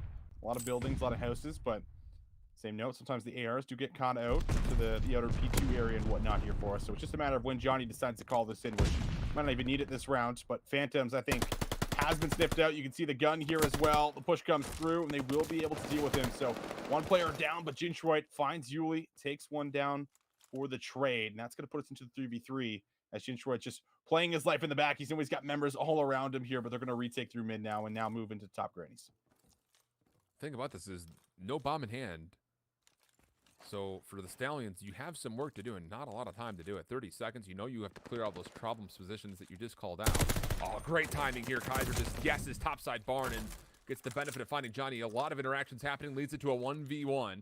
Jintroid v Cryptic, and I believe Cryptic may have just seen Jintroid. Sure seems that way. They've got him completely pinned out into the back. And where is Jintroid going? He's going to lap all the way around in towards River. The time is not even going to allow him to get here. They're just playing for kills, and Cryptic just has to sit here and wait for the round to come to an end. Yeah, that's exactly what's going to happen. Very bizarre final 1v1 at the end of it, but the Stallions, regardless... pardon me, actually, I was the wrong way around. I said UIU take the 5th round. My apologies. UIU find that 1v1, and now it's not looking too good right here for the Stallions. Looking for an individual player maybe to start to step up here, but you know, this is where we talk about, you know, perfect S&D 5 rounds in a row.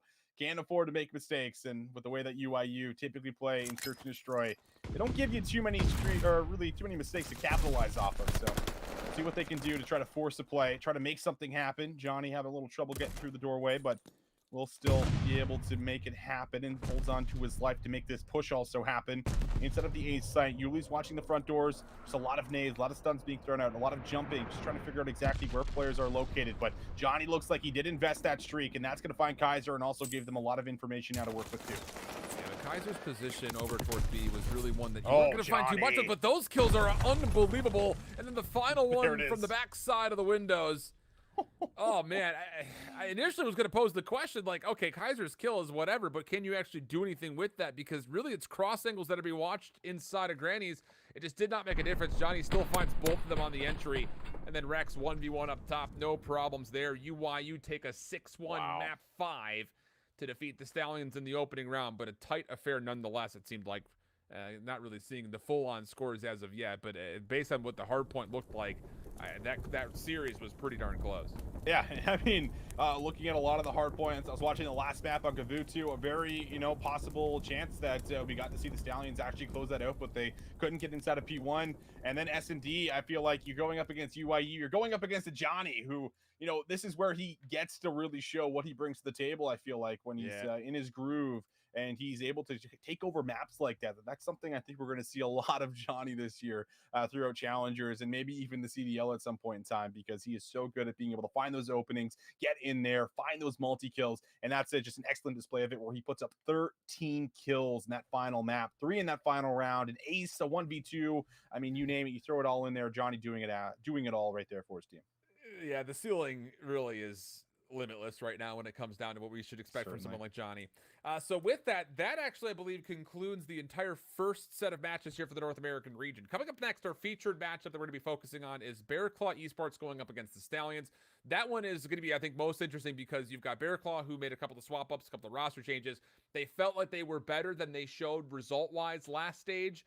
Had to put that into action here, coming up against a new Stallions team that is also kind of looking to prove themselves as an underdog, a dark horse, if you will, I imagine, as the Stallions may be. So that said, we're going to get things set up for it. We'll be back after the break with a fresh matchup. We've got the Stallions and Bear Claw Esports right after this.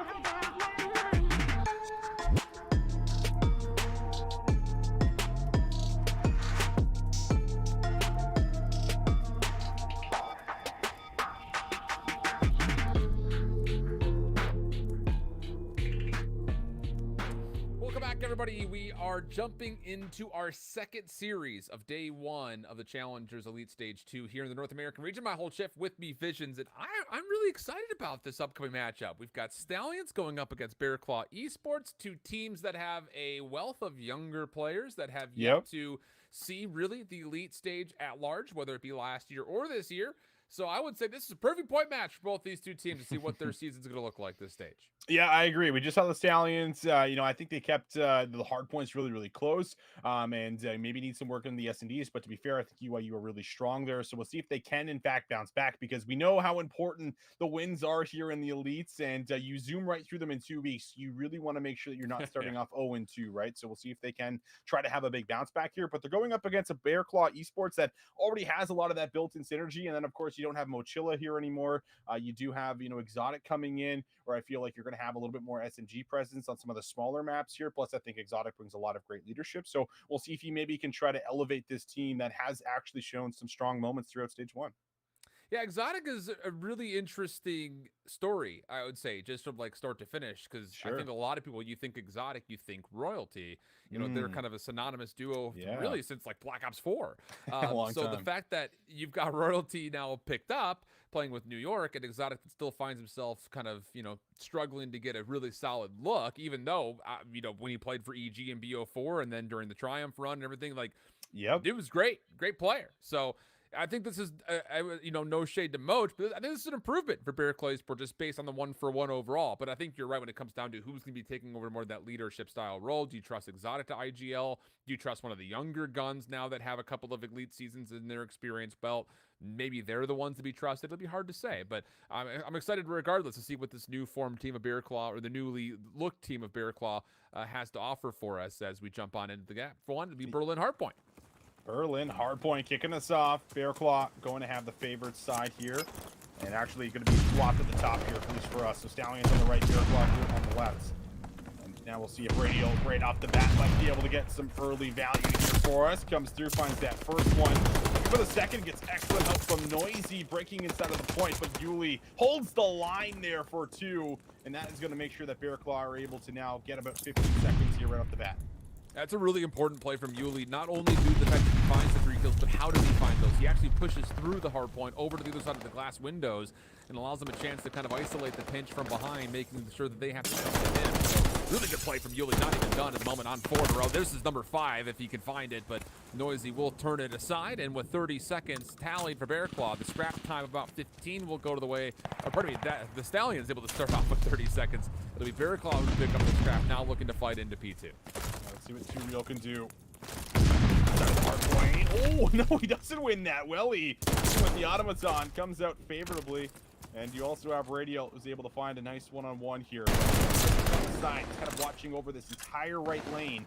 This should allow his subs to break right back inside of the hard point, and you can see it there in the kill feed. Everyone's starting to find kills around the point. That is going to clear everyone out, and now this is your chance here. You have to build up a bit of a lead here for the Stallions. Still 30 seconds left.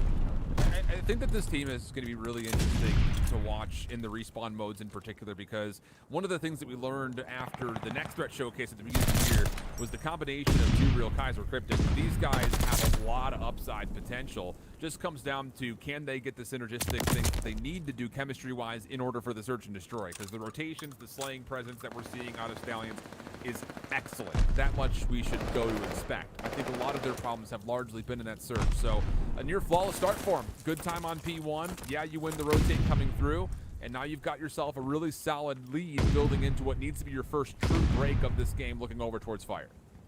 Yeah, Noisy doesn't have the best weapon of choice here for this position, but he is going to get a lot of information, but he's still able to find one down low. So it's all about trying to hold on to these spawns if you can, and now it looks like maybe a push in the back, but Noisy has been able to combine for 3 in a row there. Exotic also finds one as well. So far so good coming through right now for Bear Claw Esports. That's a team kill, not what you like to see right now for the Stallions. They're going to have to break this from the front. 25 seconds to fight for. Exotic feeling the pressure from the front, trying to dip out here with his life. Won't be able to do so. You still got one more inside of the hill. That's going to be Radio, who's able to find himself one. And that's going to shrug them off here for the majority of the time, as the scrap time will be secured for the Stallions. And now we make our way across the map back over to P4. Yeah, 45-15 split on that hard point, favoring that of Bear Claw Esports. But the most important part of that for me is what happened in that last 30 seconds. Well, he gets all the way deep back over towards where New is. He'll actually open up the hard point as it starts to initialize its early time. But he actually kind of puts the side of the Stallions in a bit of a spawn trap over by the train station, kind of watch them from the platform side. So it's a really good way to contest Old while still putting pressure onto New. So good play from Welly. It gets Bear Claw now in a position to retake the lead for what will be the first time here in this match. Really trying to contest that, and nearly does it all himself. Trey just goes back and forth into the kill feed, and the last word will be held by Bear Claw Esports, who get right back in. And yes, indeed, we will have our first lead change. There it is. Lead change is good. 25 seconds left on this point, meaning that you probably got one good hit here if you're the Stallions, and so far it's looking pretty solid. Yuli there finds two on the entry. Cryptic over top, watching, finds another battle here. Going to now just leave Noisy to come in here for the time, as the close spawn is going to allow everyone here for Bear Claw to still get themselves on top of the hard point. Kills to come in doesn't really gain them any time off of the remaining scraps, so we'll look at P5 here as you have to try to exit if you're Noisy with the AR in hand. Gets extra help here from Welly. The team shots back and forth, looking really good to try and at least get yourself out of that P4 area, but now it's all about getting inside of Nail. Getting players posted up here top three, as Exotic's going to be able to find one, as he's playing pretty decent right now with the automaton here for his squad. Yeah, and just kind of a small note here, looking at what the Stallions are kind of suffering on in these last couple of hard points. We had a couple of fights on rotation where the gunfight initially is won, but then they charge forward to try to take up more ground than they're able to really kind of benefit through. As Exotic up top, oh boy, 3 in a row for him. Eventually gets traded by Kaiser, but the biggest thing is it feels like the Stallions are just kind of forcing more gunfights than they need to. You win the important 1v1, you get the map position that you need, but then they try to get off maybe a little bit more than you would need to actually find success on rotation. It's kind of costing them on those early rotational plays that we've seen so far. A lot of that being from 2Real, by the way, who's 5 and 15, kind of showing you Exhibit A of why that's been a problem. Even right here, it's like, just hold your life, you've got the spawns, but now that goes under threat, as the only player watching the back is Kaiser. His teammates will fortunately spawn up behind him, but it's going to be the side of Bear Claw who are in the hard point first. Starting the hard point first, starting to build up a bit of a lead, up by 30 points. 2Real is not going to win that battle. Radial is going to shut him down. Kaiser next one up will not be able to defeat Exotic inside of the window, but it's still running into the Stallions here, coming from that P3 area. We'll see if another battle can be won for Exotic. How does he keep coming out with these two pieces? That's 4 in a row for Exotic. Has the MP40 in his hands, got some members around him now inside of the hard point, and they're all winning their battles. This is a chance now for Bear Claw able to win out on some of the time. The spawns are going to flip, and Yuli comes in here with another double, and this might have actually just flopped over to the hillside here for the side of Bear Claw. Look at Kaiser, number 7. He's already watching this rotation, so the scrap time is going to be likely locked in by the side of the Stallions, but Kaiser over to the top side will read that. All right, well, Bear Claw is starting to rotate through, so Cryptic's going to be a little bit more careful here in mid-map. Knows he's going to have a couple of important gunfights, and actually is able to track down Noisy just before he makes his way fully up the stairs. So an opportunity to turn scrap into initial at mailroom. It's just going to be contested by Bear Claw. A couple members on the outside are going to get free reinforcements, but Cryptic trying to work his way back down. Nearly able to find 4 in a row. Turned aside, though, these numbers are good for Bear Claw. And Radial is now in a position to watch one side, while largely the rest of his team is watching the other. Suns will come through. Attack will start to come in from the front. Yuli sliding in, tries to get a turn, but it's Exotic who puts him down 3 in a row for him, as once again, it's Bear Claw who control the majority of time here through the halfway point of the hill. You really do have to give, you know, a lot of love over to Exotic this map so far. He's been finding a lot of entries, and he's doing it with an automaton, so not easy to do.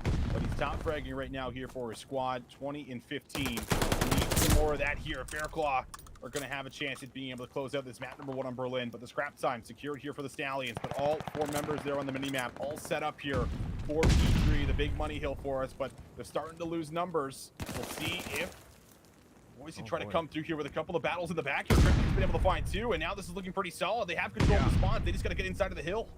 It's not just to control the spawns. Look how far Radial just spawned, so someone's going to have to absolutely pop off inside of the hard point. Noisy. And Noisy may have just done that. 3 in a row, but none of his other teammates can find kills. Radial, who was that long spawner, is now finally here, but can only find a single elimination. So now, 50-50 battle.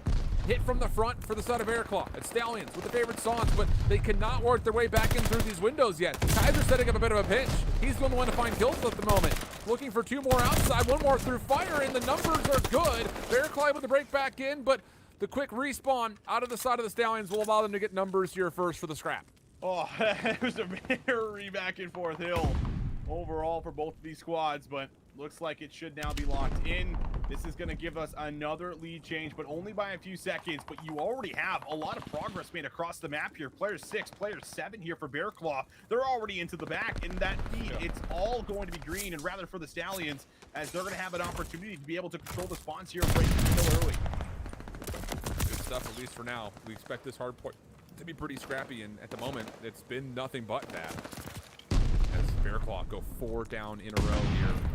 Down still spawning a couple members in the back. This will be a spawn situation. These kills from Studio are incredible for the effort to try to work a bit of a thing. And it works out beautifully. 30 seconds to the fight for here, and Julie's already saying, I want to contest mid-map. You guys get the hard point time behind me, please. Duriel really picking things back up. It's still 13 and 25, but this last stretch of a couple of lives have been good for him. Keeping this side of the Stallions in a marginal lead, 181 to 171. Exotic wanted the scrap time, will force his way forward. He's got assistance while players are watching over the top of him, Mason Welly being one of them. And that will allow this scrap time to largely go the way of Bear Claw Esports while still locking down this rotation and new holding spawns that they want. All the meanwhile, they're having their cake and they're eating it too at the moment. Yeah, they sure are. Those are big kills. Finding the exits, and you don't really have a lot of control around the point right now. So you can't really stay on it. Yuli realizing that here in the moment, you're going to throw some nades, seeing if you might be able to find a couple of kills before really throwing his body on it permanently, but instead takes the challenge head on. His teammates are also winning battles. Now the Stallions starting to establish a bit of a setup here, but long-range battle for Exotic. Takes out one of the ARs, and now this is going to enable a bit of a push here. You can't let the time go over for free. We'll see if Exotic is trying to break through here and fight Cryptic, but Cryptic will deny him. The trades go back and forth. You have to just chip away right here if you're the Stallions. Get a couple of easy eliminations while they have to contest you on point, and then eventually turn that into a moment where you can slip through and influence these next upcoming spawns. With 15 seconds remaining, it does look like Bear Claw are going to concede the scrap and just bunker up for new. And I say bunker up very selectively because they are literally within about a 10-meter radius of one another. Noisy's the only player currently watching the back. He's also got to be responsible for the pinch. Radio from the window has been able to assist in some form, but this hit is coming still multi-pronged from the side of the Stallions, and they're finding the eliminations. The spawns have flipped around, and you still have Kaiser who can hit this from the front. This is a good situation for a break attempt. Yeah, this is looking pretty solid right now. 45 seconds left. First 15 seconds have been good, but now it's up to Radio, and he just gets flooded out with the nades and the stuns. And now you have control of the hill here again for the Stallions, and they can still end it right here on P1. So something has to be convincing right now for Bear Claw. Noisy tries to flood through, can't find the battle. Now Welly, the next one up here. He's going to spot Julie, tries to take the battle inside and takes down Kaiser. Exotic also finds a big one-on-one battle. 20 seconds left on the point, and it will be Bear Claw in for now. The thing about this is the Stallions are going to contest this at the last moment with Cryptic playing alongside Duriel while the other two members go on rotation. The thing about this is you're going to be stretched really, really thin on this rotation. You have to find eliminations, especially now that Noisy and Exotic have fallen. Good discipline, though, coming through for Yuli and Kaiser. Did not take any gunfights, waiting for their teammates to spawn up and then assist. And boy, have they. Cryptic and Duriel off the respawns get involved immediately. 3 straight kills coming through. 8 seconds before they find 250. Can this side of Bear Claw Esports get here in time? The kills are looking positive. Oh, but Yuli's not actually watching the front door. Noise is able to walk right on in, and the clock stalls at 2:48. All right, need 2 seconds right now. If you're the Stallions, this setup has to be tight as ever. It has to be convincing. 30 seconds left on this point, and Bear Claw can still win it here. Look at how patient they're being. They're winning for the kills. They're taking the time. That's the break. 4 players drop down for Bear Claw. And the Stallions will get the job done on a perfect break, winning that one 250 to 228. The patience from Yuli at the end there is my mouth is watering. I'm salivating looking at how patient he just played that. Because he gets the first kill and it's a clean one for free. He gets it from the back window. But you saw immediately the response from 2 members in Bear Claw were turn and pre-fire that window. Yuli wasn't there. He was still hanging out. He's like, you can pre-fire me, but I got teammates coming from your front door. I got teammates coming from your back door. They're also coming from up top, too. It looked like a SEAL Team 6 entry. Unbelievably clean. And that is impressive. Like, that gets me legitimately so excited to watch how these two teams are going to develop, not just over the course of this series, but in particular over the course of this entire stage. Because that is a disciplined heads-up play from Yuli in the first place. And there were many moments just like that throughout the entirety of that map. Really, if you want to break it down more than that, it doesn't just happen off of Yuli's patience in the first place. It happens after Too Real and Cryptic get picked apart on P1, and you have to sit there and wait.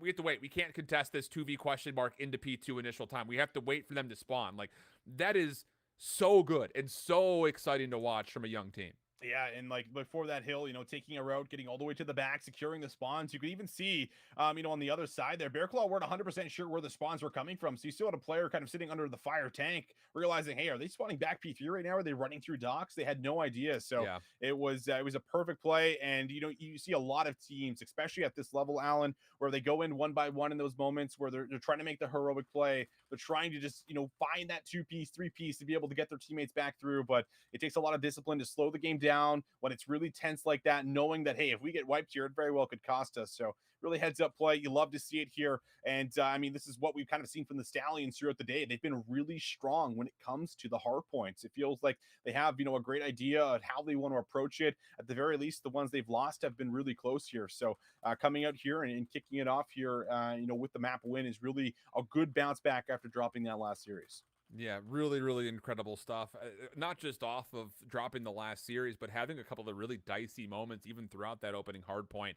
I'm really excited to see what this team has in store for us. In particular, we got Desert Siege Search and Destroy coming up next. Who's pulling out the boomstick? Because you have to feel like there's going to be some confident approaches towards sniper rifle options on both sides. So I'm just kind of excited to see who's going to pull it out. I can think of a multitude of different times where almost every single one of our players have pulled out scopes, maybe save a couple. So I think that's going to be interesting to see, for the Search and Destroy playbook, which we've mentioned, I think looks a little thin for both of these two teams, kind of looking at Bearclaw from last season and then just kind of thinking back over some of the qualifier matches and cup matches that we've seen of Yuli, Too Real, in Cryptic when they were playing with Gunzy as well. I think there was a couple of moments where it's like, the Search looked a little bit weak.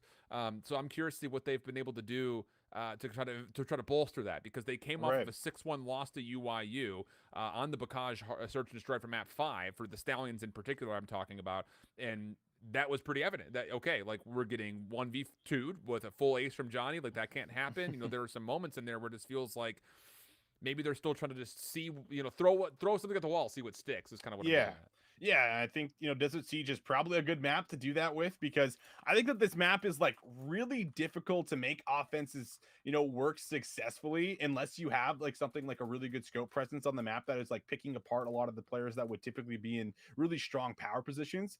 Because other than that, like, it's basically boiled down to, okay, we're going to play for a rush plan, or we're just going to bust through University or play through top University and see if you can kind of get control of the center of the map and then give yourself options. So I think that this map really does come down to, how creative you can get on offense. And again, just kind of hitting the point that you really do need a scope to be able to kind of open up for your subs to hit some of these aggressive routes. But I think defensively, teams have definitely, found a little bit more of a groove. Like, we've seen like this double hit through B to the steps right off the bat, where you take away mid map, where the offensive team is going to be going towards almost every single round. So I think that, defensively, you can really set up a lot of plays, but I'm always curious to see what teams have planned for us offensively on this map, especially coming off of a CDL event where you got to see a lot of the pro teams set up their strategies and kind of, put in what they were doing and practicing over the last couple of weeks.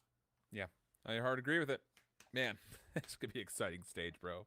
It's going to be a very exciting stage. I hate to say it, but like, there is going to be a team that's going to be suffering, I think, just in the overall match win-loss count. But I have to have a feeling that map counts are going to be a lot tighter this stage than they were last stage. Because we had, like, it was either map 5s or 3-0s, it felt like for a lot of North America last stage. And I don't think we're going to get that many looks at that. I think we're going to get a lot more map 5s than 3-map series. I'll say that much off the top. But just kind of keep in mind just kind of other results that have come through so far. As we kind of already hinted at, UYU beating the Stallions in a map 5, put them at 1-0. Now they play up against whatever it takes in this series. 18 and Cracked is playing up against Texas Nation. That's going to be a good one to at least see what the result of that will be. And then on the mainstream, Strike X and Toronto Ultra Academy are going to be playing up against one another. And I'm not going to lie to you. I don't really know what to make of the Strike X team as of yet. They're another one that I think I kind of loop into the same pool as Bearclaw and the Stallions team that we need to see some proving point from them, because we just got the proving point from Toronto Ultra Academy. Like, of our new 4 teams, they just proved that they could absolutely hang with Texas Nation, even though it was a 3-1 map count. I'm most curious to see what these other squads like StrikeX, Stallions, and Bear Claw are able to provide, and if there will be that tight gap between the top and the bottom, or will it be our 4 playoff teams plus Toronto Ultra Academy that are going to be kind of running for those 4 playoff spots this stage? Yeah, I think that is the big question, because it's not too often, that we see some of these names, I think, into the elite, at least not consistently stage after stage. Like, I think you bring up a really good point with Strike X, you know what I mean? Ramby, we got to see, some of his big moments throughout last year where he was coming into some of the stages and he was, having like takeover moments, but, we didn't see that consistently from stage to stage. So I really do feel like you need to come out here and make sure that you do have a strong performance, that you're not worried about getting relegated, you're not worried about having to requalify. And a lot of that starts, with the first day, for the simple fact that you're playing 2 of your games and you only have 2 weeks to play before we get to playoffs. So you don't really realize how fast it slips by until you get through week 1, and then you realize, oh snap, we're 1-3, or you know what I mean? We're 2-2, we're tied with 2 other squads. Gotta win out. That's right. So it definitely puts a lot more pressure on the players, which I think I like that format for that reasoning, is that every single series that you play actually matters and has some kind of an implication, whether that's head to head or whatever it might be. But you have to look at some of these squads that are coming in, the newer ones, of course, to see, hey, listen, do they have what it takes to actually contest your Texas Nations, your UIUs, your 18 cracks? Because these have been the consistent teams so far throughout stage 1 that have looked really good, that haven't shown a whole lot of weaknesses, and typically played the other top teams really close here for us. So it'll be a true test here. And I mean, having both of these guys going head to head right now, is obviously a great look at a lot of the younger talent, a lot of the changes coming in here for us. But you have to come out here in the map number 2 if you're Bear Claw to make sure this series does not get too out of hand here, Alan. We'll see if they can try to bring a lot of what they have going for themselves in the qualifier, where they were winning out in some of the big SMUs. I like the attempt here, though, from Stallions to get the first nade on the player topside A tower. You try to push through that, but Welly and Noisy pick it up very quickly, mind you. A lot of that because of what you were talking about in the pre-match. Just getting over towards University, you've got the free rotation from either bomb site and move quickly. So now it's on to Kaiser. He loses all the demons are on the backside. Oh, Kaiser thought he had finished the kill, was looking for the pistol and then the quick challenge through the train cut, which he would have been predicting correctly. The problem was he didn't finish the kill. So the retake is good, and Bear Claw will strike first with this opening defense. I'm not gonna lie, I didn't have Parsec up at the start of that, so that's why I was talking as long as I was into the game. But either way, great first round here for Bear Claw. Your timing was perfect, by the way. Very solid. But coming away, getting the bomb down, that's exactly it. If you can get the plants off around that site, which is not easy to do, then I think you have a lot of ways to play the post-plant setup around A. So we'll see what adjustments are made, but back through mid, this is what I kind of talked about here, where, you can get these defensive rushes right off the bat here through this B staircase. You can try to look, top University, play for a pick through mid map, and you can see how safe everyone's playing. But I like this play from Radial. I'm going to stun out, open the doors here, get some information inside just in case there's some players moving around. And then you got Noisy who's just lurking, looking for a pick to see if someone ends up giving him a shot or an angle.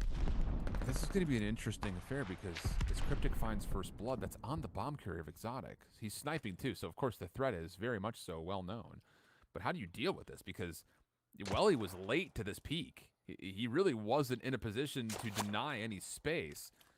So now you've got to find the response. Noisy, I don't know how he gets that angle. He must have just barely shoulder peeked over the outside and find a head. Because that'll turn into a 3v3, and Noisy's not just done the kill. He's taken the bomb and found an automaton to work with, too, if he needs it. Yeah, it's going to make him that much more lethal. And I think he might have got a caller that Kaiser's over here, because he's certainly searching for him, but Kaiser has just dipped out. It looks like they think the play's coming over to A because they have a player right on the B site laying down, and Too Real, he's going to be waiting for that push. The bomb is being planted. Too Real should be able to find Noisy, and there he is. He pops out, but Radial finds one. Welly's got the other one pinned behind the pillar. The challenge comes out, but Welly takes it, and now it's a 1v2, and you have to try to get this bomb down. If Too Real waits a quarter of a second longer, he may get that stun off. But wait, Yuli's in a great spot. Hopping off the defuse is Welly. Or pardon me, the plant is Welly just as soon as it gets down. But Yuli, he stun checks and then immediately goes for the defuse. He may have timed this perfectly. Welly's not going to check this in time. He wants to, but he doesn't get there. That is such a big play from Yuli. Yeah. It's the first kill for free, sure, but that immediate stun onto the hop, he gets no tags off and he says, bet I'm going to stick it. What a read. It is. It's an insane read, and that's the beauty of 1v1s in Call of Duty, where you have to call the bluff. You know, is he going for it? Is he not? Because he's got so much time to play with that Welly sees the stun check come out, and he's thinking, okay, this guy is searching for me right now. He might come out and challenge. I have the heady if he does, so I'm going to take him down. But just what a play here. Calls the bluff and gets them around on the board here. But Too Real coming right into round number 3, finds the first blood. And now they have a lot of control around this A side if they want to move back over to it and play for a plant, or they can move over to B. They have plenty of options to work with and plenty of time. Oh, but Radial's in a really forward spot, and this will be one that, again, through University, he's cleared out just about all of it. He's gone upstairs, he's come right back around the bottom.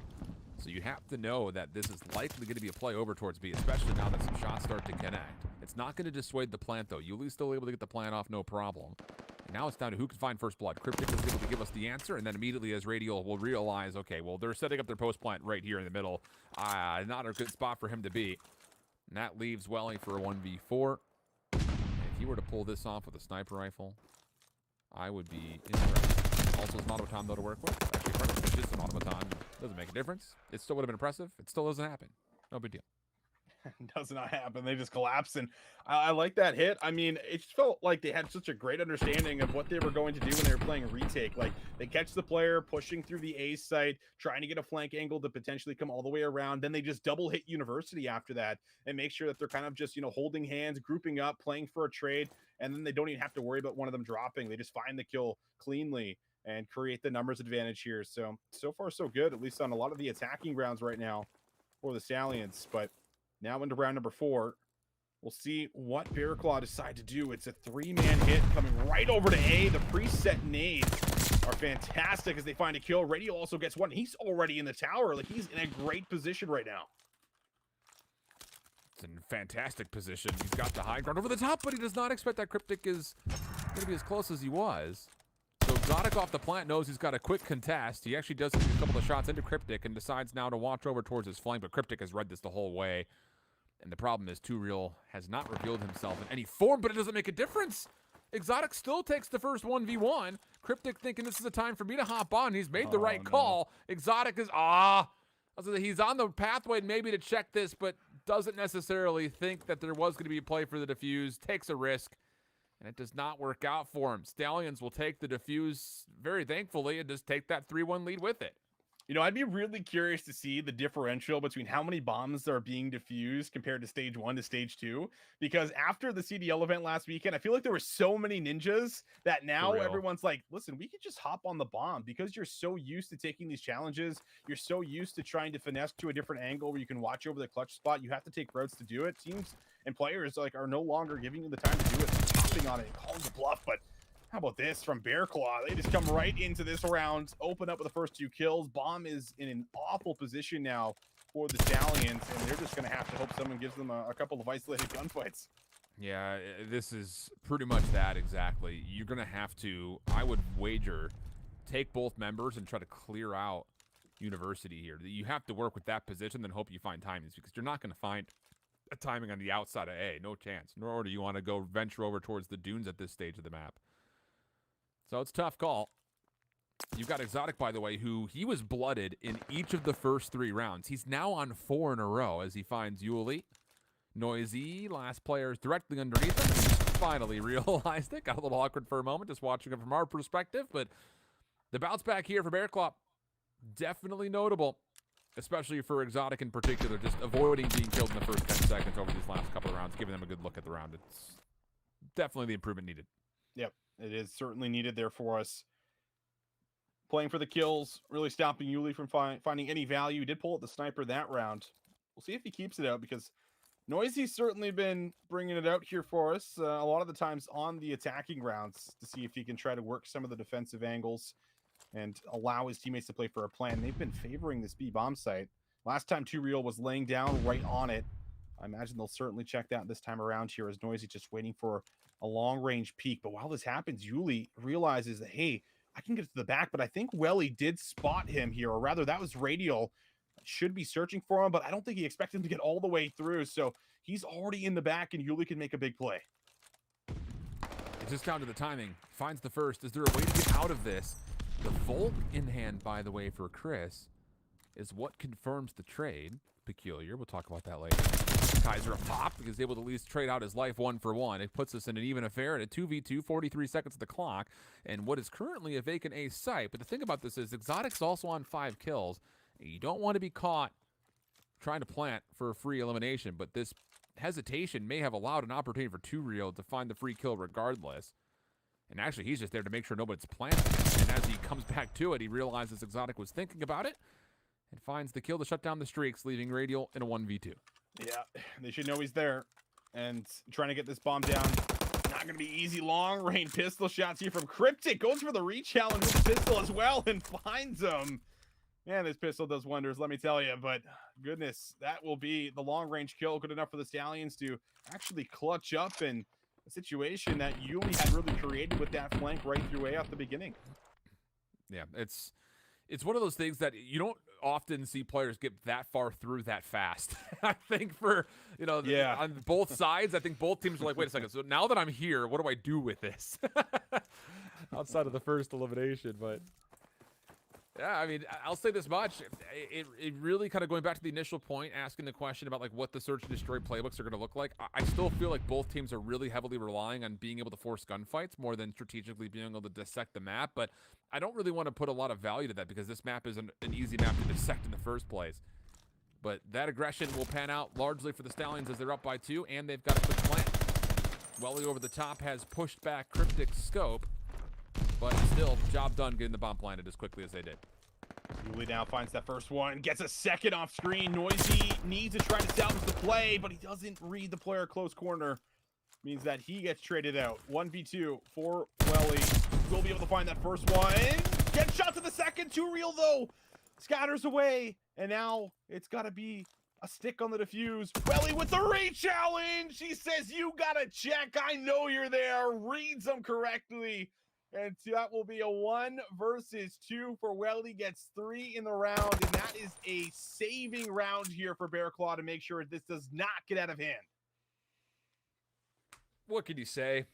I mean, it really is. Initially, when he picks up that bomb, I was right with you, partner. I was thinking, oh, he's going to try to stick this. He thinks he's got him weak enough to where he's not going to chow. But I think the initial second thought was, oh, wait a second. There's not a lot of time in the clock here. I know he's going to check me in the next 2 seconds. So decides to put down the bomb, pull out the pistol, get the job done. And as you'd mentioned, a crucial round, now bringing it to within 1. You would still love to tie this game up at 4 and not have to win 3 in a row, especially with the dynamics that Desert Siege brings with it inherently. But at least for now, you're able to sweat the brow right off of your forehead for at least the time being. But this has not been a good start. The initial nades coming through for Bearclaw don't find a lot of success. And the Stallions are able to kind of wrap around mid, find 2 players for free. And Exotic was also spotted here, and that's going to shrug him off of the B side a little bit. Worried about someone potentially coming from behind, pinching him and flanking him. 2Real. He's got a sub in this position, so he's only really playing for information. I can't really expect him to take a challenge here, especially with Exotic having the automaton. But now that you've lost Welly, it's a 1v4 for Exotic. Fun to work with, but position going to be known. Reads the player up close, but not going to matter. Stallions here, very clean defensive round, allows them to go up 5-3. It just really starts for me in that opening exchange of nades around the B site. It just feels like Bearclaw is hoping to be able to kind of pick somebody up by getting an aggressive look at what's at the bomb site. The problem was the Stallions had a free mid-map to play alongside of, and eventually when they read that the nades are doing just that, searching for information towards B, they hit together, find 2 kills outside University, which turns into just an unwinnable 4v2 because you can't plant at that point, not with pressure around your flank. So good reads from the Stallions, again, just kind of forcing gunfights. This time, though, Welly right off spawn takes the aggressive angle away from Cryptic, who is probably trying to do a little bit of parkour at the top of the scope, I would imagine. And now Exotic forward, reading the 2Real. Shots are good. And he gets away, just barely slipping down the slope. 4v2 the opposite side now as Bearclaw enjoy the man advantage. Well, you have to close this one out here if you're Bearclaw. Massive advantage. And you just got to make sure that they don't get this bomb down, which they're leaning over to A right now. Exotic has full control around this B site. He's got a player watching over him, and I think they know. And all right, they're starting to get inside of University, looking for players, looking for some free picks. and they shouldn't be able to find anything here unless Radial get caught with some bad timing, but instead we'll be able to find one before falling. They're going to know exactly where the last player is, who also needs to grab the bomb here. Kaiser not in a great position, low on time. Yeah, the bomb will be collected, no worries. But what do you do with it, I think, is the biggest problem here. Because, once again, you know for a fact that there's an AR sitting topside A tower. You don't want to go out the side door right into B. And, well, he's not even going to get the chance to consider to do anything as he gets shot through the window. But it was just a tough situation either way. And Bear Claw make the smart play here by not really trying to get too aggressive. Just hold your angles, hold your bomb sites, make him make a play. And that will pan out as we get to round 10. 2 more needed, though, for Bear Claw to get back in and get this series to a 1-1 count. Yeah, you don't want to go 2-0 down right now. If you can mount this comeback, could really put you in a good spot heading into the control. But offense here, what are they going to do? Because they've been favoring this B site, but they haven't really got too many plants off.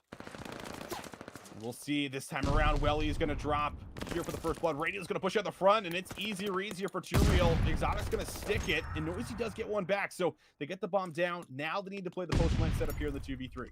That's the right call for Bear Claw. I feel like a lot of teams would just get scared and say, oh, we lost 2, we can't plant here. But you still have the cover of Noisy to allow you to get that plant off and play off of an objective. So now you're down to a 3v2. Noisy turning it into a 2v2. Cryptic takes a while, but eventually confirms the trade. So Exotic, 1v2 situation. He's been tagged up, backside flat gun, and he's going to get pushed. He doesn't really realize it. It doesn't make a difference. He forces a team kill, and oh, for a second I thought he was going to slip away. But Cryptic holds down the trigger through friend or foe. Doesn't make much of a difference. Finishes the round. It'll be a 6-4 tally. Stallions up 2-0. Yeah, and whatever that, like, I don't know the technical term for that name, but like the AA gun, the little gun over there, the flat gun, whatever it is, like you can finesse the cover at times. So if Exotic gets back, you know, around that corner before falling, there is a real chance that he gets to play the clock and send us to around 11. But long range shots there for Cryptic. Will be able to redeem himself after the quick team kill. Finds the big elimination, gets the defuse, and now the Stallions, they're in an excellent position here, 2-0 up in the series, looking strong. We were a little worried about how strong their S&D was going to be, but they have a great response with it, showing us that, hey, listen, we have what it takes to be able to close out a Desert Siege. That's against a team that, you know, Bear Claw, I want to say that they play a lot of Desert Siege, especially throughout stage 1 as well. So the fact that they get that dub puts them in a pretty strong spot. I hard agree with that. Yeah, if I remember correctly, we didn't really watch a lot of Bear Claw last season, mostly because by the time we got to week 2, there were so many matches that were going to be standings implicating that we kind of stayed away from Bear Claw. But looking through the results, I do remember them playing a lot of Desert Siege. So I think you're 100% correct there. And it's going to be really curious because comparing the Texas Nation search and ensure that we just came off of, where there's a lot of kind of feeling things out, preset plays as far as what we're trying to nade and try to, you know, at least gain ground by way of utility. That was kind of the name of the game, largely speaking, for those 2 teams. I don't just mean to say just Texas Nation, but Ultra Academy kind of did the same thing as well, where they were trying to feel out things by utility. Where for Stallions, it's much more of a, we're going to nade this and we're going to go, regardless of the outcome. And it's kind of a gut check situation, which, to be fair, it has its advantages, because if you get the information, you're immediately there to follow up. But if you don't get that information, do you get to read as far as what option 2 is while we're still trying to aggressively play forward? And there were some times where I think it kind of caught him a bit off guard, but I'm excited to see that kind of quick style of gameplay and how it might match up versus some of our perennial powerhouses, if you want to call them that, after 1 stage worth of Elite this year.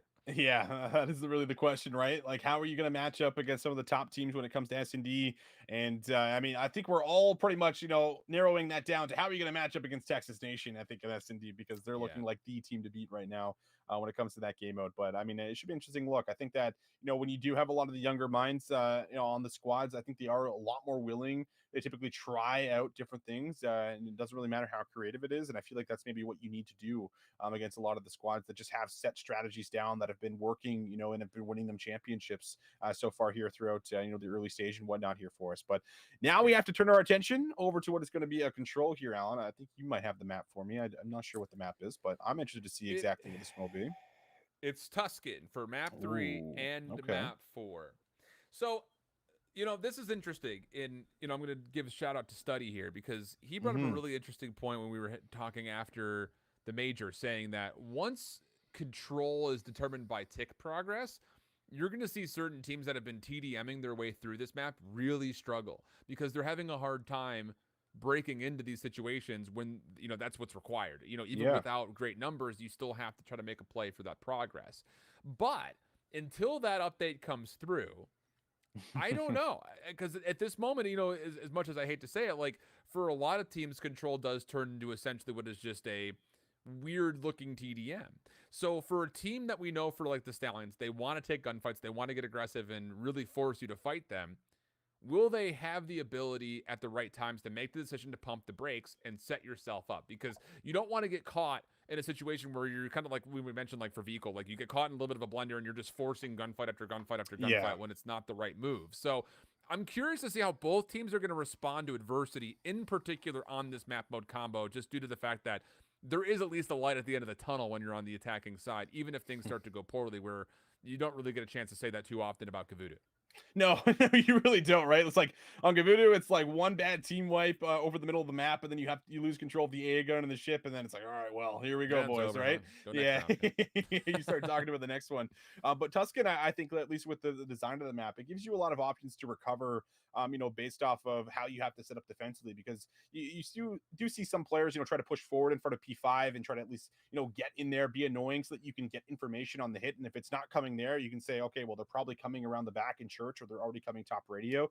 So I think that's, kind of how you have to take away the map defensively, especially once you lose, the first zone and you have to back up and play B. You have to really kind of, figure out exactly, okay, where are they coming from first? And then secondly, how could we reinforce it? Because you have to kind of spread yourself up a little bit to make sure you're not just, huddling out in the point, because if you do that, that makes it pretty easy for the offensive team to come through and find a couple of big trades, or one big moment happens and all of a sudden they're on the zone and you're panicking, throwing nades off spawns. So I think it is, interesting in how it happens, because some teams we see, like you say, play really fast, play for the kills, try to stall at that clock, as much as they can on the very first point, go rogue around the map and just play a little TDM, where other teams play a little bit more reserved, set up all their hits around team hits. They're not really looking for one player to play for some of those, individual flanks, which I think at times is definitely needed, because we saw it in the last series. Like, how many times did we see Texas Nation, get into the back and mess up the entire defensive setup from Right. the ARs that could no longer look over their subs.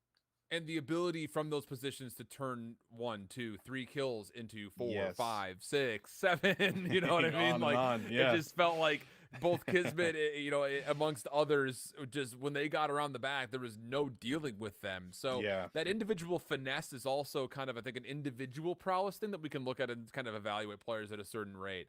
Not that we're the all-knowing beings that cover challengers or anything like that, but again, I think for both of us, we're looking at both of these rosters saying, not only are the full teams maybe potentially able to compete with the other 4 playoff teams that we know, but, for the individual nature of it, like, is there CDL potential in some of these players? I think we kind Yeah. of know at least enough about a player like Exotic, a player like Noisy. I still think we're getting our grips under a player like Welly. Like, sure, we saw him last year in some of the stages for Cold War, but I feel like for both him and for Yuli, it was like we never really got a true look at like them being the cream of the crop, right? Like, it was a couple of good Agreed. moments here or there. It's just kind of, I don't want to say inconsistent. It was just kind of a middling performance from start to finish the times that we did get a chance to see him.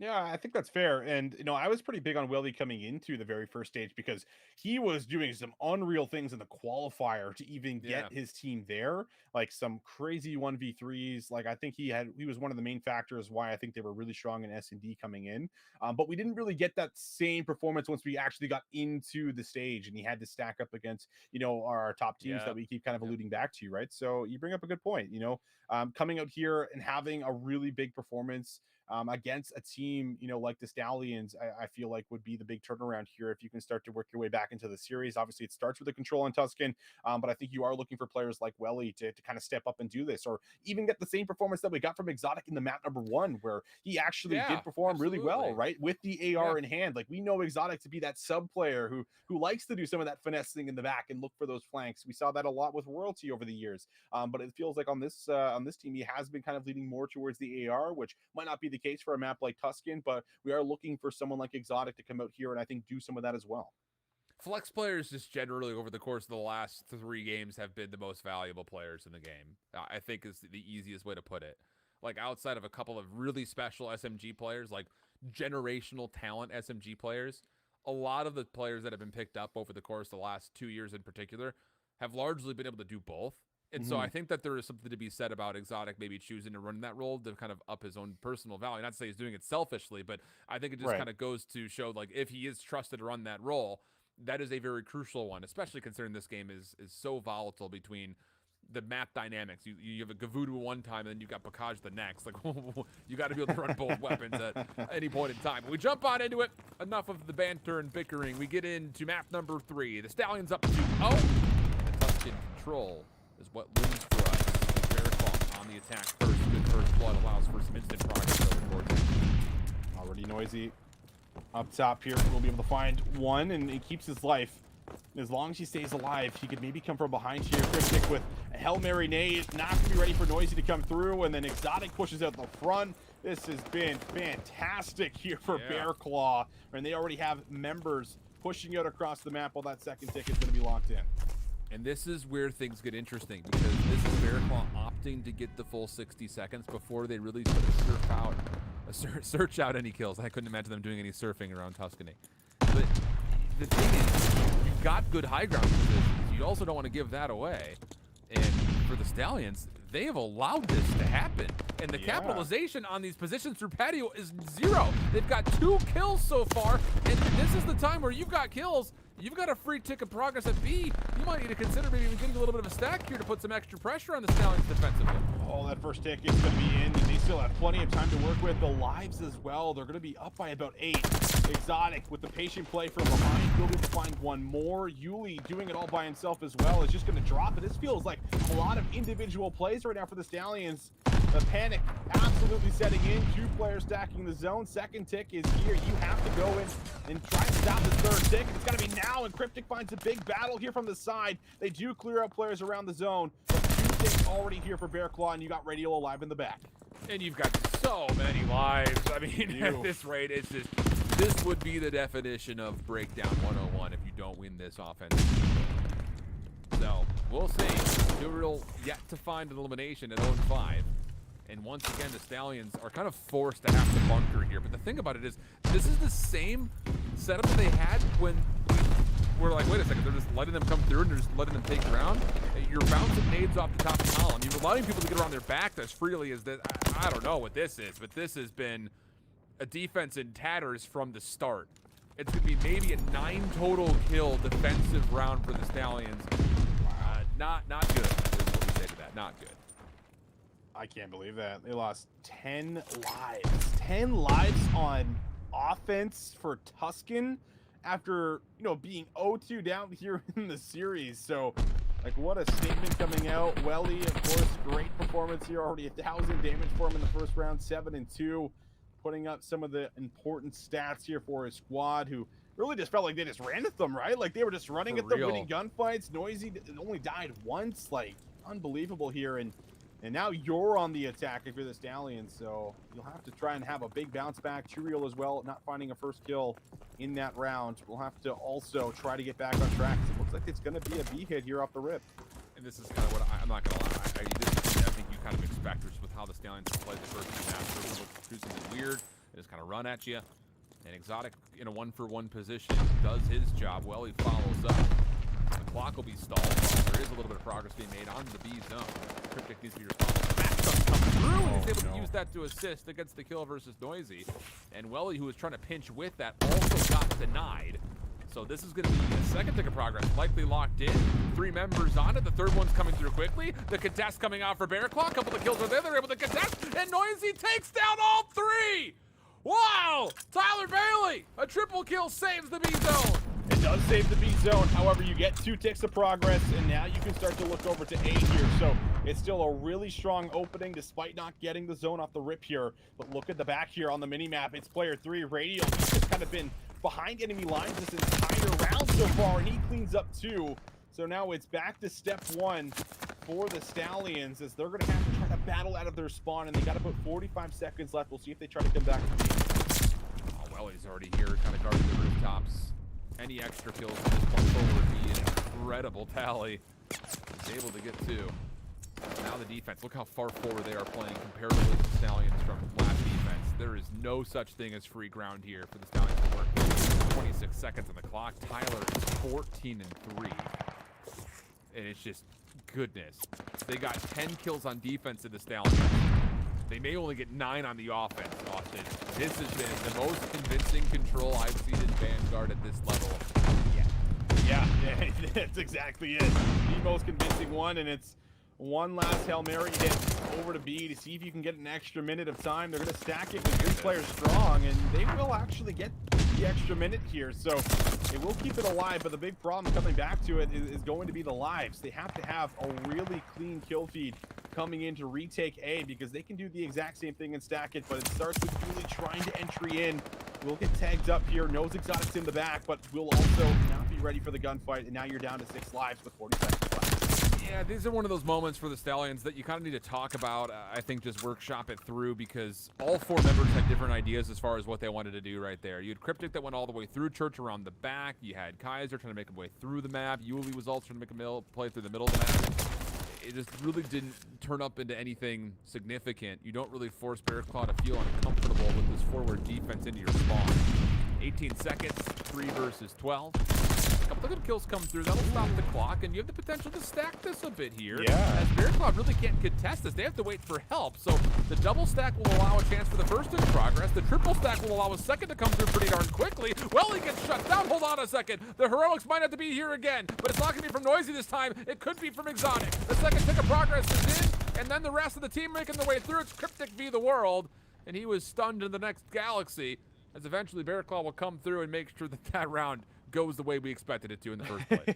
Yeah, does get a little too close for comfort, but I mean, that comes with the fact that they're just dropping so many of their lives, and like it really did feel like for the majority of that that round, like Radio was on their side of the map like the entire first half, just picking up free kills, not getting traded, going to a new position, getting information on where the next hit's coming through. And it really did feel like it was a struggle, at least after the initial push over to B. So 2-0 up here for Bearclaw. Looking like they might be able to potentially get the job done here in just 3.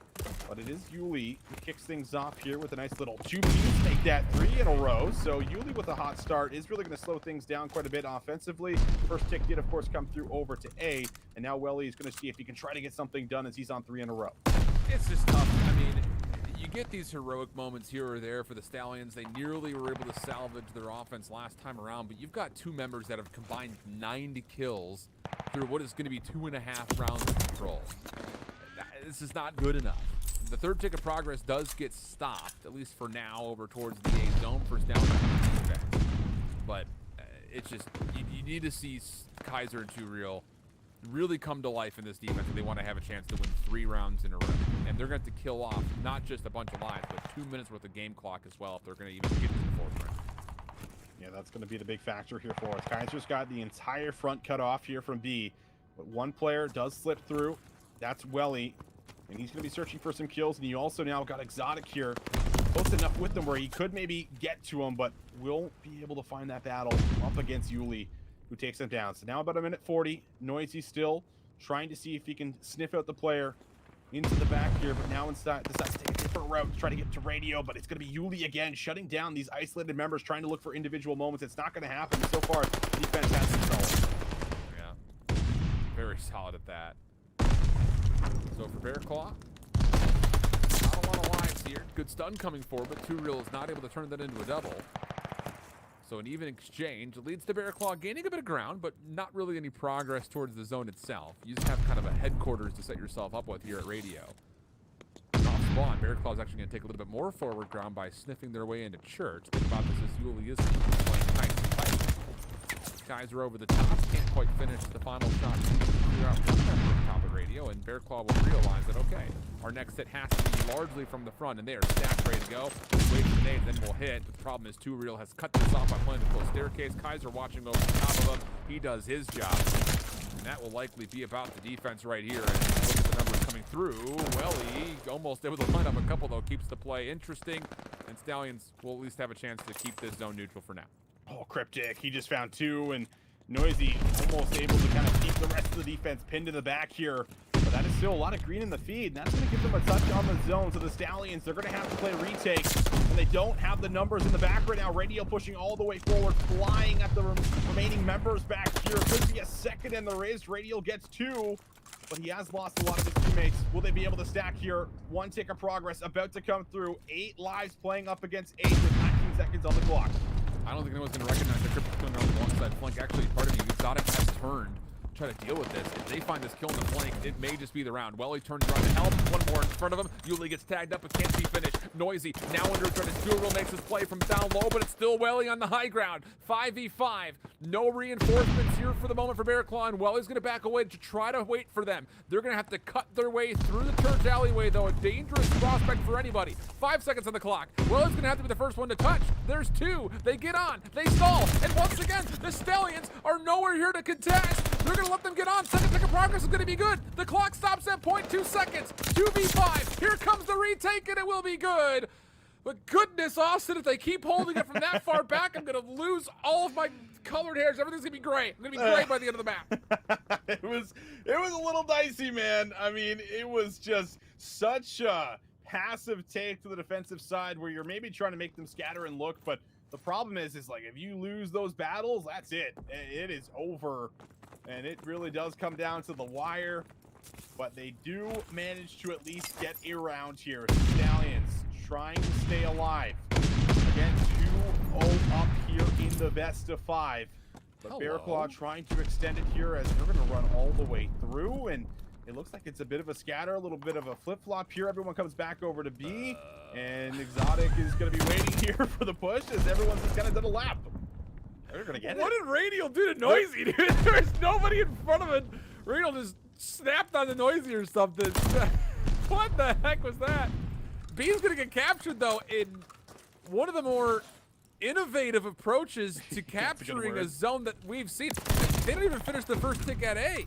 Nope. They just all ran through it. It was just, they got that progress by all 4 members at one point in time being on the zone. So now Bear Claw in a weird spot defensively. They will deplete all progress onto A and have to deal with this hit from the middle, in which they nearly flawlessly do. Cryptic, the last player left alive. He actually comes back around, flips the script, and turns that into 4 in a row, nearly for the killing spree, but Noisy makes sure that that will not occur.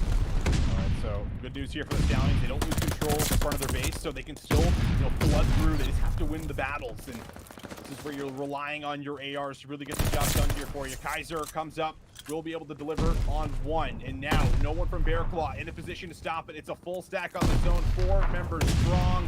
Bear Claw have 1 push, or they can save their lives, but I mean, it is taking away. Exotic tries to come up mid, and they can't even get there. Stallions, they win the offensive round.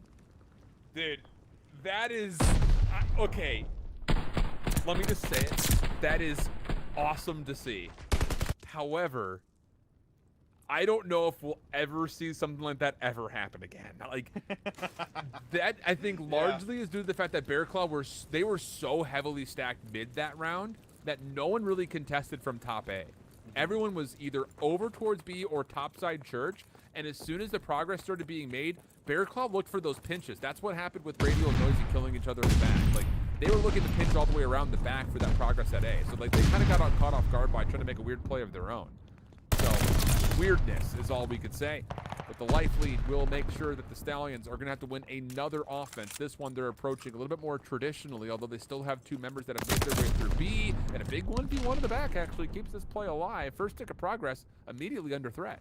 Yeah, it's a little scary right now for the Stallions because they're split on the map, so they don't really have a lot of the assistance getting to them at B, which means that Cryptic is probably just going to have to stop the clock at A here. You have a couple more players still near the back of the map, and they can find some kills, and Cryptic now is also going to press forward. So will they try to make another move over to B? They're not stopping the clock. They're sticking away. They haven't got that first tick of progress here, and Cryptic is still alive in the back as he finds another. Yeah, this is good news here for the Stallions. Honestly, it's weird to see them playing the map largely the defensive side of the map. Yeah. Even on their attacking halves, but it's working out for them pretty darn well. Two Real has really sort of locked down a couple of key gunfights, including one up top right there. He's still 13 and 30, so nothing to write home about. In fact, I think you're going to avoid writing home at all costs about that, but regardless, you're able to help get this offense on the point. So first tick of progress at B. The first at A still needed to be locked in, and I think you're kind of repeating what we just saw from before, where you're trying to play around the back the entire way. You're just trying to stop the clock.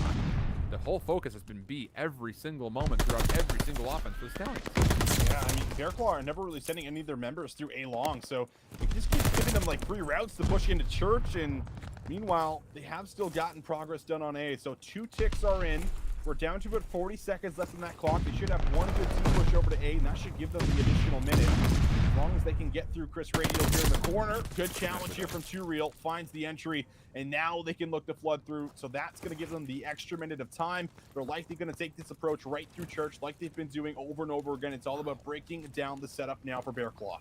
And Bear Claw are starting to realize what's happening. Look at Noisy's position. He's kind of holding this truck, knowing that there could be players in the back. He uses to try to finesse any of the defensive members, and then immediately get a little bit of help, of which he finds from the way of Chris Radio.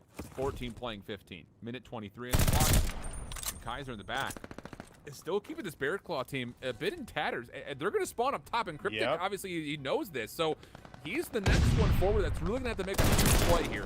Tallies up Noisy, but the problem is his teammates in front don't find any kind of success, so he's got to come back to help, and as he does, oh boy, he cooks that up pretty darn well. Exotic nearly slid right back into that nade, but he holds off just large enough to keep his force spree intact, and also with that, the defense staying sturdy.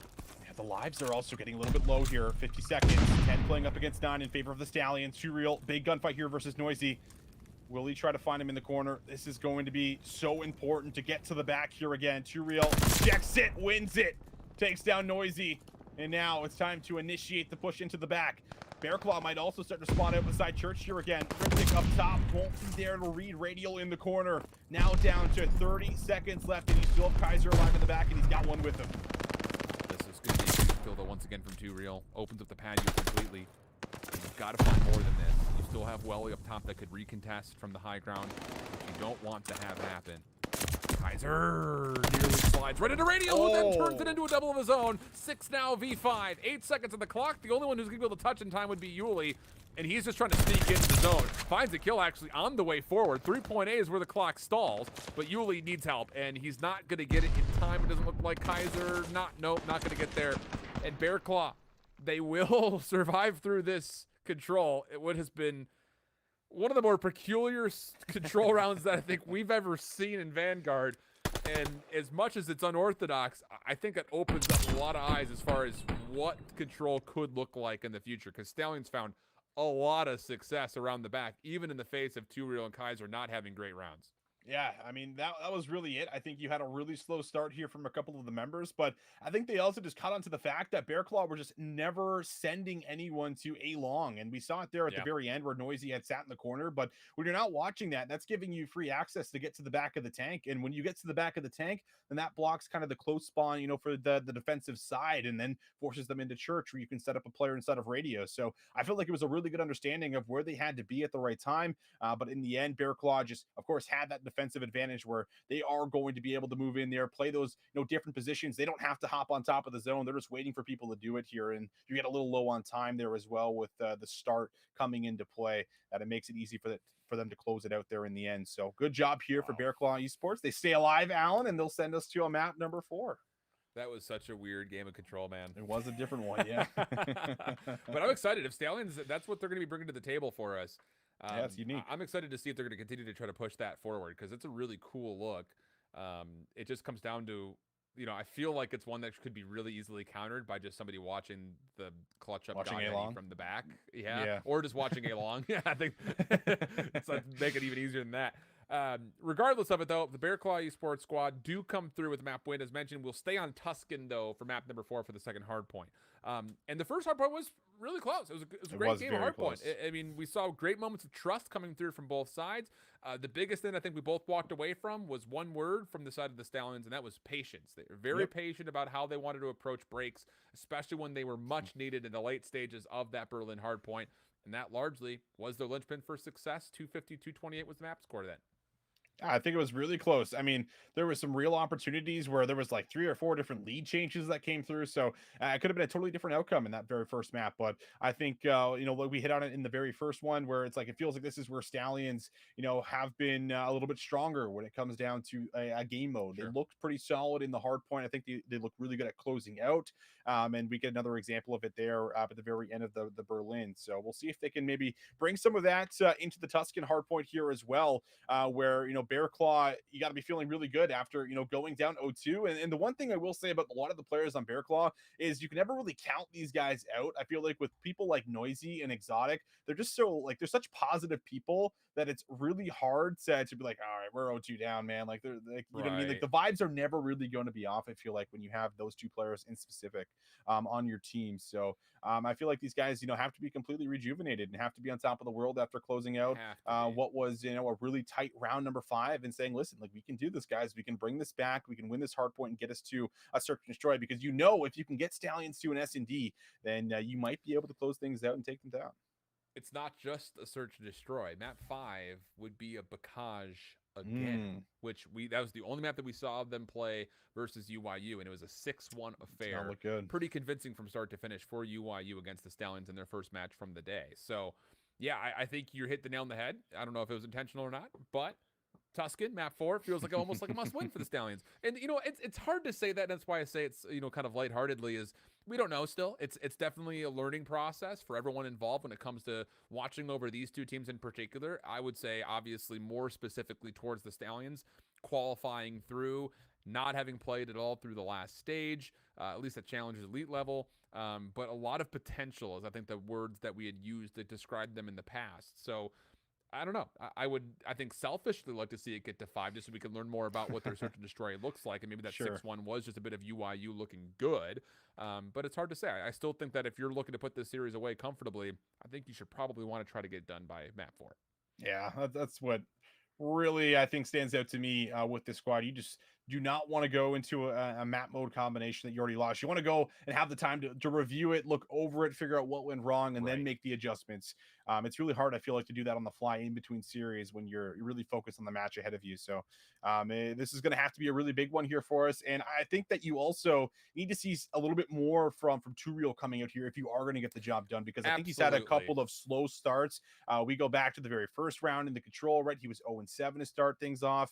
You need that submachine gun to really be the entry sub, finding kills, being able to apply the pressure, finesse, everything that's required of a sub in this game in Vanguard. It just needs to be here. So I'm looking at him to see if he can really step up here on the Tuscan, have a big bounce back, and make sure that his team gets the job done. Because, just to really hit that point, I would say, and this isn't, not to point fingers at one more than the other, but I would say out of this group of 4, the one player that I'm most excited for is Too Real. I think just off of the year he had last year, I thought the potential was pretty sky high for him. But seeing him through the next threat, seeing him play through the qualifiers, seeing him play through cups, I think he's got that same identity that you look for in either Flex or SMGs, regardless of the point. That level of finesse and just awareness and just overall gun skill that you expect to see in the CDL, I think he's got that kind of spotlight surrounding him. Yeah. Especially because, like we mentioned, like we've seen Yuli in the past. We've seen Cryptic because of things like CCL and all that stuff. And Kaiser's been around over the last couple of years and has always kind of floated around the top 16, top 12, a couple of top 8s here or there. So I think Too Real is that guy that could be a major difference maker. And he was on a couple of teams last year. So yeah, I think you're absolutely right. It's a very uncharacteristically slow performance from him in the control. It's still nearly panned out for a round 5 win. And I think if you want to get this done in 4, I think you're right to kind of highlight Too Real needs to be the guy to really show up this map. Yeah, you're going to need it here. And then, also Cryptic. We'll see if he can maybe bring some more of that AR pressure that he was having a good job with, at least in the last half of that control here as well. Because we know what happens when Noisy gets fired up. Like, how many times did we see in the Berlin where Noisy was coming in with like a 2 or 3 piece, just, completely blowing the hill wide open. So you can't let any of that happen, because once Noisy starts to catch a bit of fire, once Exotic, Radial, all these guys, I feel like they just feed off of it. So it's definitely going to have to be, I think, the big factor to shut these guys down, make sure that they're not in a position to get into a map 5, man, because once you get Bear Claw, you know, with down 0-2, reverse sweep on the table, map 5, search like and I destroy, start to get a little nervous for them, right? Yeah, absolutely. It looks like the players are having a bit of a conversation around some other things regarding the game. So instead of us continue to kind of banter about these squads, we'll take a second to kind of just head over to a break. Looks like the main stream is about to go into map 4, but we also actually have the ability of checking in with whatever it takes in UIU, who actually find themselves in the midst of a map 4 affair where whatever it takes is currently up 2 maps to 1. But we're on Gavudu, and if there's anything you know about Gavudu and UIU, they're pretty darn good at it. So we'll see if they can find a way to come back into the mix as we jump on in. Currently, there we go. I was gonna say I don't see the game, but I know you guys do. There we go. Johnny on 6. So we jumped into it. Oh, Johnny on 6. Okay. Oh, there we go. We got it through Discord. We're good. We're keeping it going. All right. So UIU down actually 2-1 versus whatever it takes, which is a little bit interesting here for us, but do have a bit of a lead here at the very least. So we'll see if they can continue to hold on to this. Johnny on 9 now is just absolutely taking over. And this is with a sub on Gavudu as well. Not easy to do. Make that 10. Holy streak out, stopping them from getting into the point. Johnny on 11, now 19-9. Automaton in his back pocket. He's keeping it going. Okay, 12. Johnny. Just doing Johnny things, man. I'm telling you, this kid, he needs to be, he's next up. He is absolutely next up. It's undeniable. Ew! I thought for a second he was going to get the snapper right there. Still on 12, though. 13 happening. 14. Oh, okay. Boy. Could we just harmonize 15 here? Because it looks like it's about to happen. Over the top of the corner, Zinx is the contestant for this. And Johnny will find 15 kills before getting shut down. What in the world is that? I mean, he's 10 off of, you know, getting the nuke, man. Like, unbelievable. 15. That is so disgusting right there. And that just completely blows this game wide open, all off of that spree. I mean, when we just tuned in, it was like 95 to 110. Now it's almost 200 points for UIU, as they are going to briefly lose a bit of control just around the zone, but there's still players lingering nearby. There has to be a lot of recovery right now for whatever it takes. Yeah, I think everyone at whatever it takes is showing up, you know, in line saying, I'll have what Johnny's having, because we kind of need it. Like, can we expedite that order? Because goodness gracious. But the thing about it is, for UIU, we've seen this before, where they have one big pop-off moment. Can they continue as the full team? Because whatever it takes is a squad that's so focused on playing around the objective, and they're very good at it. So we'll see as they are starting to chip away at the lead and making some work on the progress towards the rotation. Pentagram, low HP on 3 in a row. Forced to take a gunfight versus Rex, in which he nearly wins. But regardless, it's UIU who collect the kills, and with that, also the initial time here on the beach. It's a really scary moment, because look at this. You're flooding into the circle. You're trying to use your stuns and nades just to get control of the AA gun. And you do manage to come out with trades favorably, but now you have to worry about the close spawn in the back. Jintroy, you kind of bob and weave, dodge the nades, baby. As long as you can stay alive, this is a good time going over. A chance to still close things out here potentially as well. So we'll see if they're going to be able to do it. A quick contest does manage to come through here for a second, but it's still UIU holding on and a chance to still close it out. Yeah, good stuff here from UIU. 20 seconds away from closing this one out. We'll give you the update. Actually, we could probably just stick with this, honestly, Betty. Just watch this one through, see if we finish this one off right here on this point. It's looking good for it. 7 seconds to go. Whatever it takes, flooding all their numbers. And even if they don't win it here, look at Phantoms, number 8. He's already rotating. He's going to be the first one to P4. And they still do it here. So UIU on the backside of that's the longest streak we've ever seen. 15 in a row. Yeah, I think so. 15 in a row. And they also gave up a total of like 26 seconds across like those last like 4 hills or something like that. So, whew.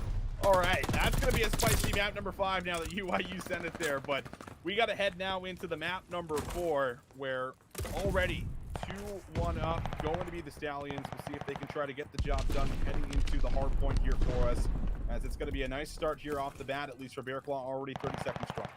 Yep. Great stuff off Stallions. Right back in to get the break right when you need to. So they have a chance not just to kind of narrow in the initial lead, but more importantly, you've got a chance to contest the backside spawns for P2. And with that, they have just done that. Cryptic is well involved. 3 in a row for him. 4th around the corner. Did not fully expect Noisy to be there. And we'll continue this 50-50 affair. Noisy, the last one standing up for Bearclaw Esports. Going to get some help from Radio here in a moment.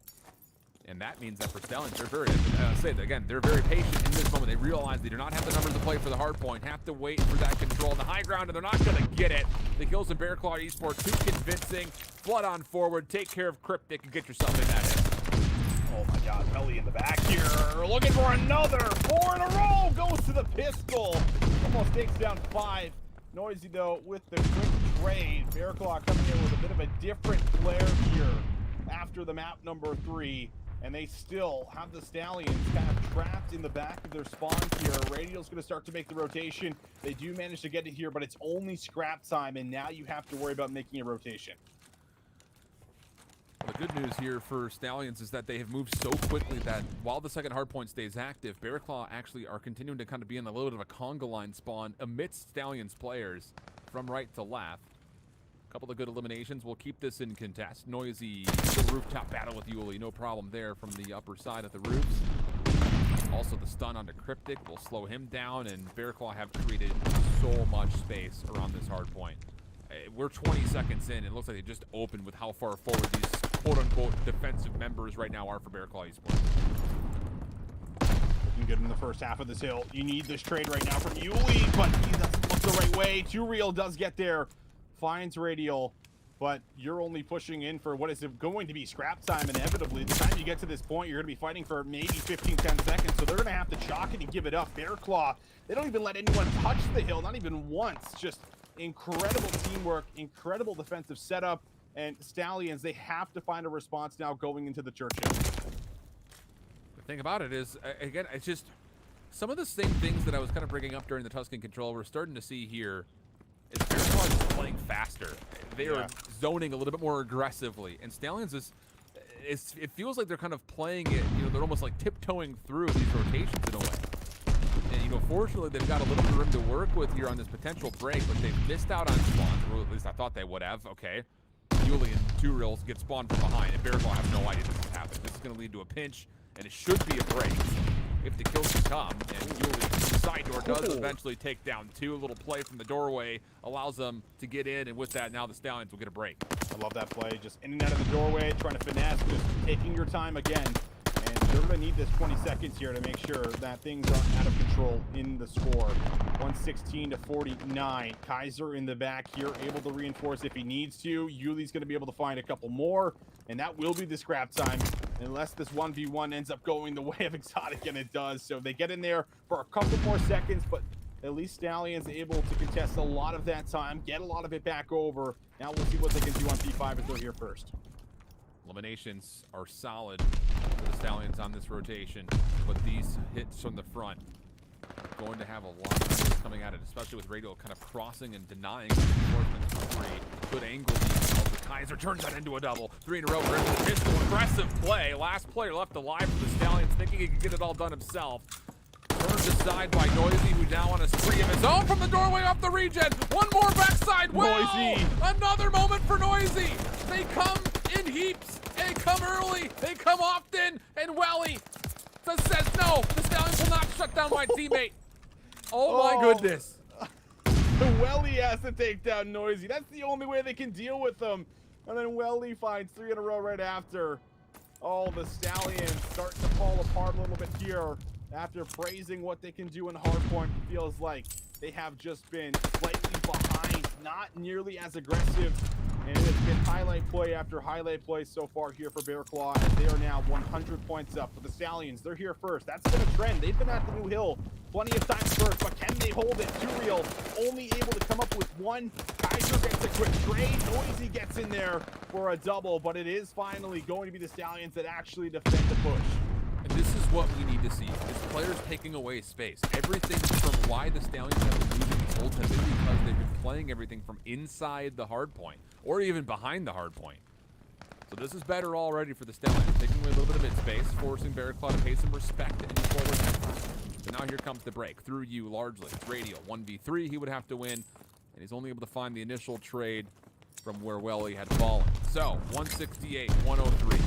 12 seconds to play for, and it's just Yuli who's here. He's not even playing for hardpoint time. He's just trying to play for exits, meaning that the rest of his team should be set up and ready to go. But once again, they're either in or behind the hardpoint. No one's zoning off church at all.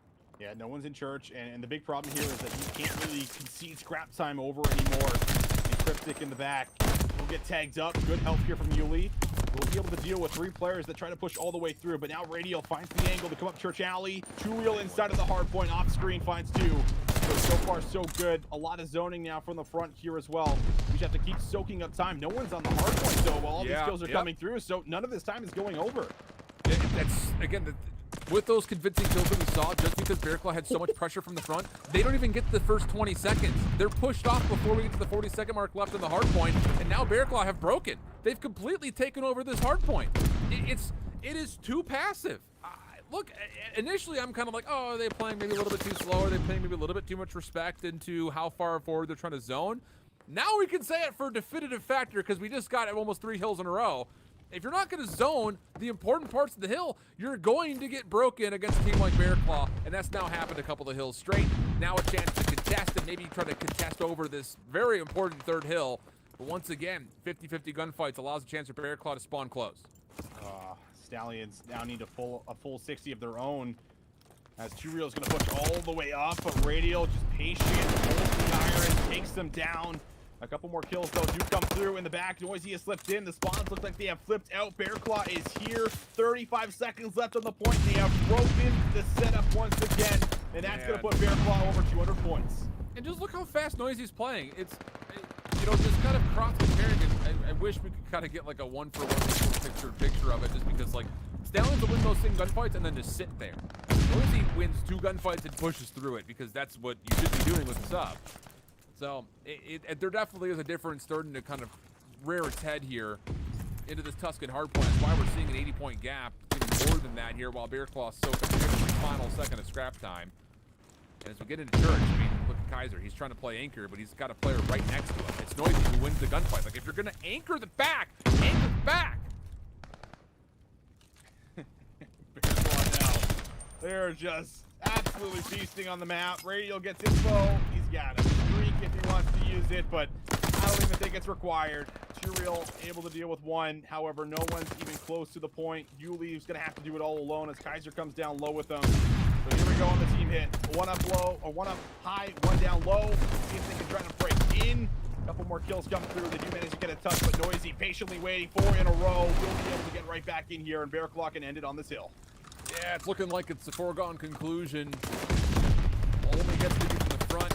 Yuli's able to turn this into a single and double elimination. Too Real keeping things a bit interesting, but I even hesitate to say that. But Austin, I'm telling you, I'm going to lose my lid just due to the fact it really is showing itself now, right? Like, I'm not off the wall on this. Like, the kills that we see for Noise, this is in the middle of P5 being open. Like, he's not waiting for kills to come to him. Like, for a team that I thought, watching the Berlin hardpoint, that was going to be the moniker for Stallions, it was absent.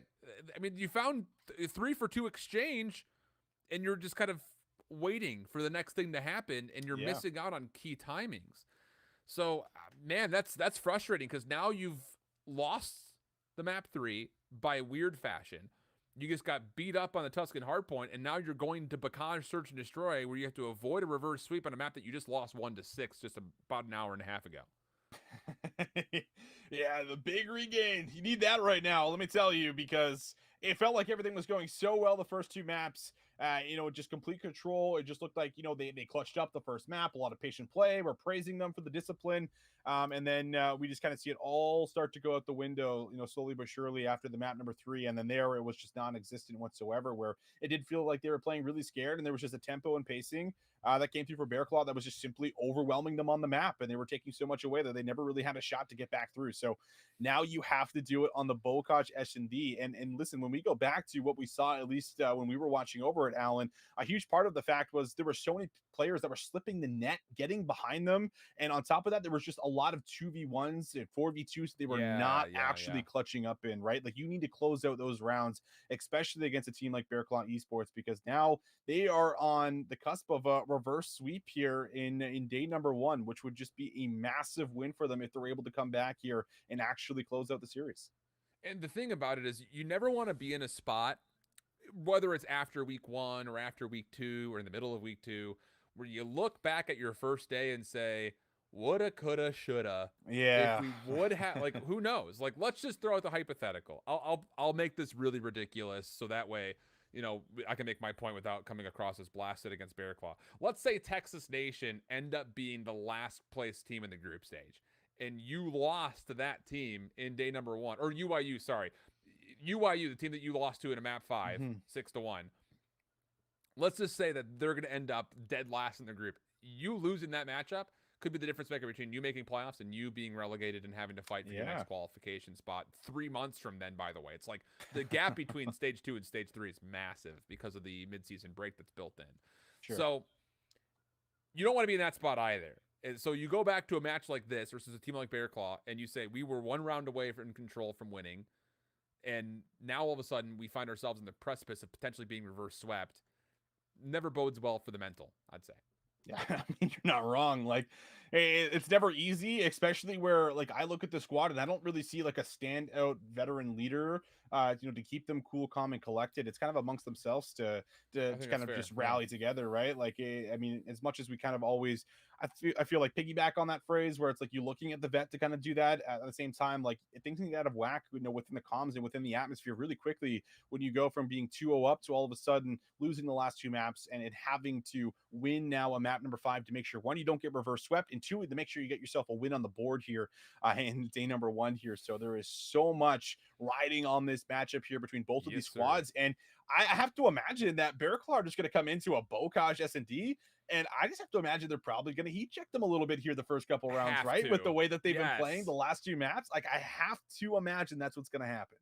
Look, it's really funny because this is, again, like off the top. I might be completely blasted for saying this, and tell me if I am. Like, honestly, throw me into the bus if I am. But, like, do you feel like Bocage Search and Destroy, tempo and pacing wise, has been dictated by the first 2 months of the 3 months of the game where you had no silent plant? So, like, no one is quick hitting over towards A because they're just like kind of used to it. Like, I know there's like easy counter nade spots and stuff, but like I feel like everyone's just kind of like, well, we've never done this before, so we just don't ever rush bomb sites on Bocage. I don't know. I might be blasted for that take, but no, I think that's fair. Like, I think like it made people play different in S&D, right? Like, you all of a sudden we're just waiting for the announcer to give you the call outs instead of going and getting them yourself.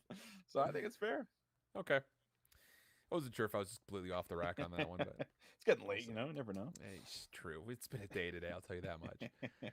That said, though, we will have to wait to see how Bear Claw are going to approach their first attack, as they will start defensively. And Stallions trying to avoid the reverse sweep. What do you want to offer for us? I think the biggest thing that we noticed kind of in the slight rounds that we saw versus UIU was that they were being a little bit too uncautious with how they were coming out the gate. And this time, it's Noisy at long range with an SMG that's been able to tally first blood, and the scope of Cryptic nearly gets taken off the battlefield by an opening nade. Yeah, that nade coming through. Noisy's practiced that one a couple times for sure, but it is still numbers for Bear Claw as Yuli, he's going to be able to get this bomb down, and his teammates are nowhere near him, so he's got to exit alone. He's more or less playing for just an off-angle 1v1 gunfight here versus Noisy, and he doesn't win it. So 2v4, Radial knows no one's on the site. We'll see if he tries to stick it or if they'll let him kills. Yeah, this is a really good zone for Bear Claw. Play this bottom side swamp. Make sure nobody can contest either doorway, and then hop on. Yeah, that's a perfect approach to making sure you're using numbers and getting this quick defuse. So, very safely done. Noisy for 3 kills in the opening, including the first blood. Put just too much pressure overall on the Stallions. And I'll just say this much. I could probably count on one hand how many times we've seen players in Challengers or CDL pull out a sniper rifle on Bocage. So we'll see if that stays. Yeah, we will. It's very much something I feel like you have to find success with, like, quickly, or else it's just like you're never going to bring it out again, or at least, you know, in my mind, you probably shouldn't. Unless you're just looking for, like, you know, some kind of just a random weird round where you throw them off here with some kind of a quick strap. But We'll have to see if it comes in again. Noisy already, 3 kills on the board. And yeah, I have to imagine Bearclaw, they're ready to run at their opponents. Look at this, Radial's already inside of the kitchen. And you have to start to play recovery here. And you're just wondering where Radial is because he has got full control. And you could come in for an A-plan here if you want. And Two-Real's kind of stuck at the second floor. As weird as that is to say, like, with that front door being breached, you don't want to just run out the window in the back, but you also can't safely go down the stairs itself. So Cryptic, a little fun with nades and windows, tries to put a little bit more pressure on this potential retake, as Bearclaw have fully exited. I mean, Chris is around the back, that's a free kill. He's going to be the one to double check the defuse, of which he's going to take down Two-Real, no problem. And Cryptic, who has got a lot to do in the moment, will at least be able to find one trade, but the problem is he's got Exotic deep, who, wait a second, he almost gets beamed off the tank head. Exotic running away is a dangerous cross, but does get away with his life. Cryptic on the hunt will not be able to find him in time for the kill with the defuse. And that'll be Bearclaw going up 2-0. Dangerous, though, finish around here. Yeah, very dangerous here. Exotic almost getting caught off guard with that re-challenge right away. He probably just was not ready for Cryptic to do it, but he didn't really have much time to work with, so I gotta have to respect the fact that he went for it. Just can't finish off the kill. And I mean, Radial, like he wins them that entire round too, right? He finds that entry, busts down the granny's door, and then as you said it, like Two-Real's up top, like just watching the staircase to make sure that he's not getting pinched while he's watching over the top of the map. But that stops him from going to the window. That stops him from watching over from ladder to kind of reinforce through that AE push through bottom grass. So I think that there was just so much pressure from Radial himself here in that round, who I believe also found 3. Agreed. I think you're 100% correct. Quick take towards A. Okay, we're seeing it. Oh, boy. Oh, boy. Oh, my God. What has he done? I mean, it's just, this is what he's done. He sat here and said, I'm just going to double check this window, and sees all 3 players and says, this is my doorway, my water wheel. Go ahead and give him the ace. Holy Noisy. You want me to give you the analysis for that one, Alan? Yeah, please. Give me like 30 minutes of it, all right? My goodness, they all decide to funnel through the door one by one, and Noisy's just sitting there laying on the trigger like, okay, like, come at me. They're just trying to take a play right out of Bearclaw's book, where they're just trying to run in and get aggressive because it feels like they're running out of things to do. Everything they're doing just isn't working, so they just try to get aggressive and run at their opponents here, which is, have to imagine, out of a bit of frustration. And Noisy is now 7-1 after picking up that ace. Could maybe work towards some streaks with a couple more kills here, and it's a double hit through Trench. They should know that Noisy's in here. Hello, dude. Noisy snaps on 1. Does he snap on the second almost? And Yuli will deny the streak at least. It really is frustration hitting the wall right here. We've taken it past the tipping point. It's the same stuff we saw from Stallion versus UIU, just kind of uncautiously playing forward. Not a lot of dictated how we're going to control the ground that we're running forward into, but we still have a 2v2, so opportunity starts to brew, especially as Kaiser takes the first elimination with him and then also sets up the information for his teammate to finish things off. So Stallions, they recover, but goodness, you thought for a second that Noisy was about to single-handedly win another round. Wow. My goodness, so much happening here, just so much aggression. And a lot of trades coming back and forth here. Finally, you're able to trade out a couple more here. The Stallions make that double tunnel hit, kind of work through into the back. And now you're looking at a Bearclaw to see, okay, are you going to continue this aggression? Are you going to look to try to set up here? And what are the Stallions going to do? Because offense has just been a complete question mark on what we're going to get out of them. When we saw the previous match for UIU was very patient, very methodical, looking for information, jump peeking through windows. And it looks like they're starting to default back to that a little bit. Some long-range shots come there onto Two-Real, but he'll be able to keep his life. Here's the thing, though, with the Stallions. What are you clearing right now? They're just waiting for someone to peek them through a river or someone to peek them outside a plat. Is he looking through that? No one's going to do that. There's no need to. You've got information, point of context for Bearclaw across every angle. You've got a point of contact through the top side of the map by the way of Exotic. You got a point of contact by Welly, who's playing bottom side, and then Radial's point of contact inside. Noisy doesn't have to reveal himself top if he doesn't want to. This is literally a default setup that Bearclaw are comfortable to sit in this for as long as you're going to let them. Oh, they're going B. They're going B, and you have to deal with Welly. Welly cannot be here if you want to get this bomb down. Yuli's going to drop on the site. He's hiding behind the bomb, and Welly finds the angle. Bomb now down on B. 20 seconds left on the clock. and you can just see them running out of plays right now. The Stallions, I mean, you have to go. There's 15 seconds left. You have to go, and it's going to have to be now.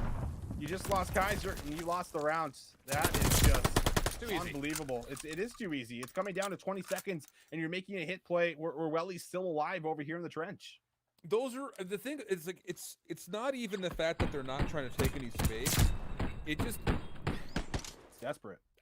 It really is, because all three of those positions that I called out are just the most passive default spots you could be watching each of those angles, and you never naded anybody out of any of those places. Like, we never saw the player topside on the map watching the backside by water wheel ever get naded back. Never even moved, actually, just sat there. And the same could be said by the player defensively that's sitting on the bottom side, where Welly's just kind of watching where the bottom side would be. It's just too easy. So now you've got an opportunity. This is what I'm talking about. Stun check comes through. Kaiser's able to take it to 2, though. That is an unbelievable double from him. Really one that in no way, shape, or form should he ever be able to get, and he may have single-handedly saved this 6th round. Yeah, it's looking that way, as it's all up to Welly here. We've seen him pull off some 1v3s in the past. Might be able to find this first one. No, it is shut down. And yeah, that double there off the start really just completely stuffs the round right here offensively. Kaiser even gets the 3rd one as he gets the MP40 in hand here. So going to be able to put a bit of life back into the Stallions here. Whew.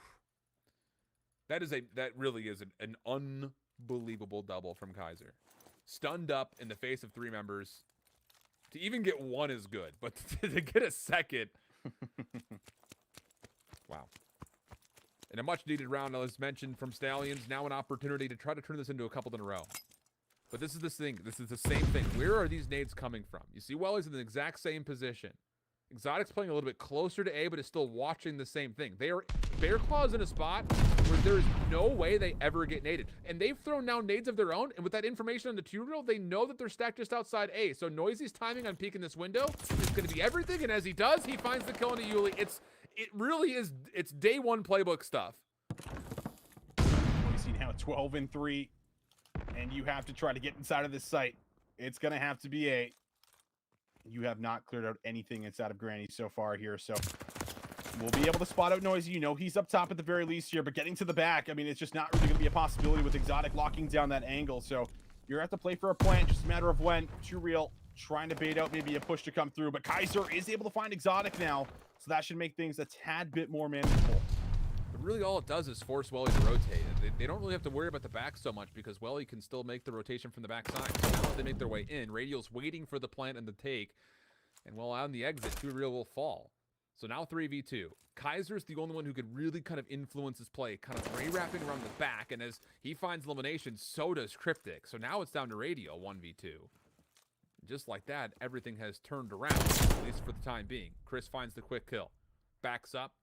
Baits the kill cam a little while longer. 17 seconds on the kill cam. And whoa, Radial! Smokes Kaiser out of midair! Oh my goodness, that snap there from Radial. Oh man. It was midair, had the high ground. I mean, that is not an easy transition when your aim is centered right by the box. And look at this. Oh my goodness, it looks so much better when it was in full motion. But holy, what a snap. Unbelievable play there. 1v2. I was about to gas Kaiser for making a heck of a rotation in the back there, but it does not matter in the end. And now Bear Claw, they are on match point, 5-2 up here in the Bocage as they head over to another offensive round. This is the Noisy show, brother. Radial gets involved. He's featured on this crossover episode of round 7, but it really has been Bear Claw Esports feature, starring Noisy at this moment. Again, here we go. You see, like, this is the thing I'm talking about. Like, those nades over the back, like, they know that those nades will hit that player right around that fence line. So they don't get the information on Cryptic, but his counter nade will surely let them know that he's playing in the back. And that means the hit does not go in the back. It comes to the front door. Noisy looking for toes. Not going to see anything initially. Do you breach this door? It looks like yes, they will. Still a stun to play with for Radial if he wants to. And, well, actually, they're going to play outside the street. What the heck? Noisy is going to get around the back. He's going to get around the back. Oh, no. Full control again. Oh, that is the bomb, though. They lose Radial, who had the bomb in the back here. And can you get here? Noisy has find the kill, so they should be able to retrieve this. And yep, Exotic finds Cryptic. I mean, Stallions, they just don't know where to look. They don't know where to go. Bear Claw. They pull off the reverse sweep. They get the job done in map 5, 6-2 on the Bocage search and destroy. And what an absolute collapse here for the Stallions that thought you had your first series wrapped up, but it's not the case. And Noisy drops 13 here in the final map. It's just wow. Here's the thing. Like, that is an unbelievable search and destroy from Bear Claw. It is rudimentary, it is clinical, and it's surgically perfect, honestly. The defensive setups, how they were manipulating space, how they were using their nades to gather info and reposition. They didn't reposition a single moment earlier than they needed to, by the way. Yeah. And then on the offensive side of things, you got that last read is so good. Like, the nades over the top don't connect with the player in the back, which was, I believe, Cryptic. It was Cryptic or Kaiser that was in the backside by that tank that weren't able to do anything from that position. They don't get the read on that saying, okay, we didn't get him weak. We can't play around the backside of Water Wheel. We don't just want to break right through Kitchen. So Noisy goes toe hunting underneath the front doors, opens the door. They don't see anything front side door. They don't hear any spam shots coming back through. So Noisy checks the street. Nothing's there. So you run through it. Like, it's just, that is so good for so many reasons for Bear Claw. And on the opposite side for Stallions, there really wasn't a lot of good fundamental setups that were really representative in any of the rounds that we saw, even the 2 that they won. Yeah, no, that's so fair. I mean, it just really felt like they were really throwing mud at the wall, just seeing if it would stick. And it was just like first 3 rounds they lose. And then they're like, okay, the answer is let's just match their aggression. Let's just start running at them instead of grannies. But you could just see the difference in how they were taking grannies, where there was like a little bit of risk involved, but it was like coordinated risk where it's like, okay, if Radial's coming around the back, then that means that Noisy's coming down bottom A. So no matter what, they're getting information on multiple targets, even if they do end up dropping. And then while that happens, someone's hitting through bottom granny. So it did really feel like there was just a different level to how they were trying to break open the sites. And it was just a lot of, I feel like for the Stallions, they were just trying to get themselves in there. And it's like, well, we're hitting A, so let's see what we can find inside of A, as they just kind of come in one by one, and none of it's ever coordinated. Or you go back to that round where Noisy finds a 3-piece in the door, where they just kind of, like, it's so one-dimensional, and it's just so easy for Noisy to kind of sit there in the off angle and just say, listen, you want to funnel through a small doorway while I got an MP40? Go ahead and do it. Like, go ahead. Yeah. And the thing is, it's just point of contact defense is all it is. Yeah. You wait till you see somebody or connect with something off of utility, and then that's it. You know what you're doing from there. It was a little bit too easy. That said, though, still a long season ahead of us. And for the Stallions, it hurts to go down 0-2 after the first day, but it's 0-2 after 5 maps worth of action. So there should be some good, I would say, recovery, or at least learning off of what has happened today, setting themselves up for tomorrow. But I think that's going to be the question of, will they be able to? Because I'm pretty confident here, Visions, that when we're on mainstream tomorrow, we're going to see the Stallions team again. Yeah, so, I think you might be right. So I'm pumped to see it, because honestly speaking, I think there's a lot of things that are I think, hopeful for the Stallions roster, just how it's formed. But there definitely are corrections that on a fundamental level as a team need to be figured out. I think so as well. And I mean, that is kind of, I feel like, what I was half anticipating coming in with this roster. Like, I wasn't looking as like a standout leader, on this team. Obviously, haven't listened to the comms, so I don't know who's really taking charge. But you have to, that's where you have to kind of look at some of these teams that have the veteranship built in, and how they can stabilize and how they can bounce back after a bad round, after a bad map. And, here I think is an excellent example of what can happen when you don't close things out after having such a hot start to a series going up 2-0. So this one certainly stings, but like you said, there's still plenty of games left. We're not counting them out by any means, but needless to say, they got to have a big day tomorrow to make sure that they are not out of any kind of playoff contention, in the first week. Yeah, 100% agree with it. Other results, in case you're wondering, the mainstream just finished up. Toronto Ultra Academy reverse sweep Strike X in a map 5 that looked like it was pretty one-sided. And then Whatever It Takes did fall to UYU. UYU, we talked about a lot last year, struggling in the hard point, doing very well in the map 2, 3, and 5. They were great in the hard point. They didn't drop a hard point today. So UIU goes to 2-0 on the day after beating the Stallions in their first, and then whatever it takes here in the second, I believe. Whatever it takes goes to 1-1. Bear Claw, I believe, also goes to 1-1. I don't remember what they did versus Strike X. We'll figure it all out. You want to join us tomorrow because there's a lot more action that's going to be happening across both Europe and North America for day 2, week 1, stage 2 of the Challengers Elite. It's a lot of numbers I'm meant to remember. It's a lot of stuff. But I want to get your final takes here. I mean, over what you may have seen for EU or specifically what we got a chance to watch over here in North America. Yeah, so considering North America, I feel like we got some good stuff out of the top teams that were still looking good throughout playoffs. I feel like for some of our like Cinderella run teams, like your Bear Claws, like your Stallions, I think that they still have a lot to prove, still a lot to show. I'm still excited that they're at least the talent that we've been still kind of watching over and casting over the last couple of years is still here, making it into the elites. It's just trying to prove it against the best here. So I think that for as far as at least my initial predictions and what I was expecting, I think everything was kind of met. I don't think there was anything too out of whack for the most part throughout today. But I'm interested to see exactly if all these teams at the top are going to continue to do so, going in towards day 2 and going in towards next week, or if we are going to get one of these dark horse teams that comes out and surprises us. I think that's really the big thing because we just have so much talent, and when you have a lot of talent stacked into one roster, you never really know what to expect. It's really hard to make those predictions when it comes down to those important matches, especially when you get closer and closer to playoffs when the pressure starts to set in. Only thing you can predict is chaos. That's all you could ever predict sir. when it comes to North American Elite. But with that, we'll go on a 14-hour break. We'll be right back here tomorrow, both on the mainstream at youtube.com/COD-Challengers, as well as here on the ClutchGG YouTube for more action across what is going to be stage 2, week 1, day 2 tomorrow. Do not miss it. We'll catch you next time. Till that point, see you later. Bye-bye.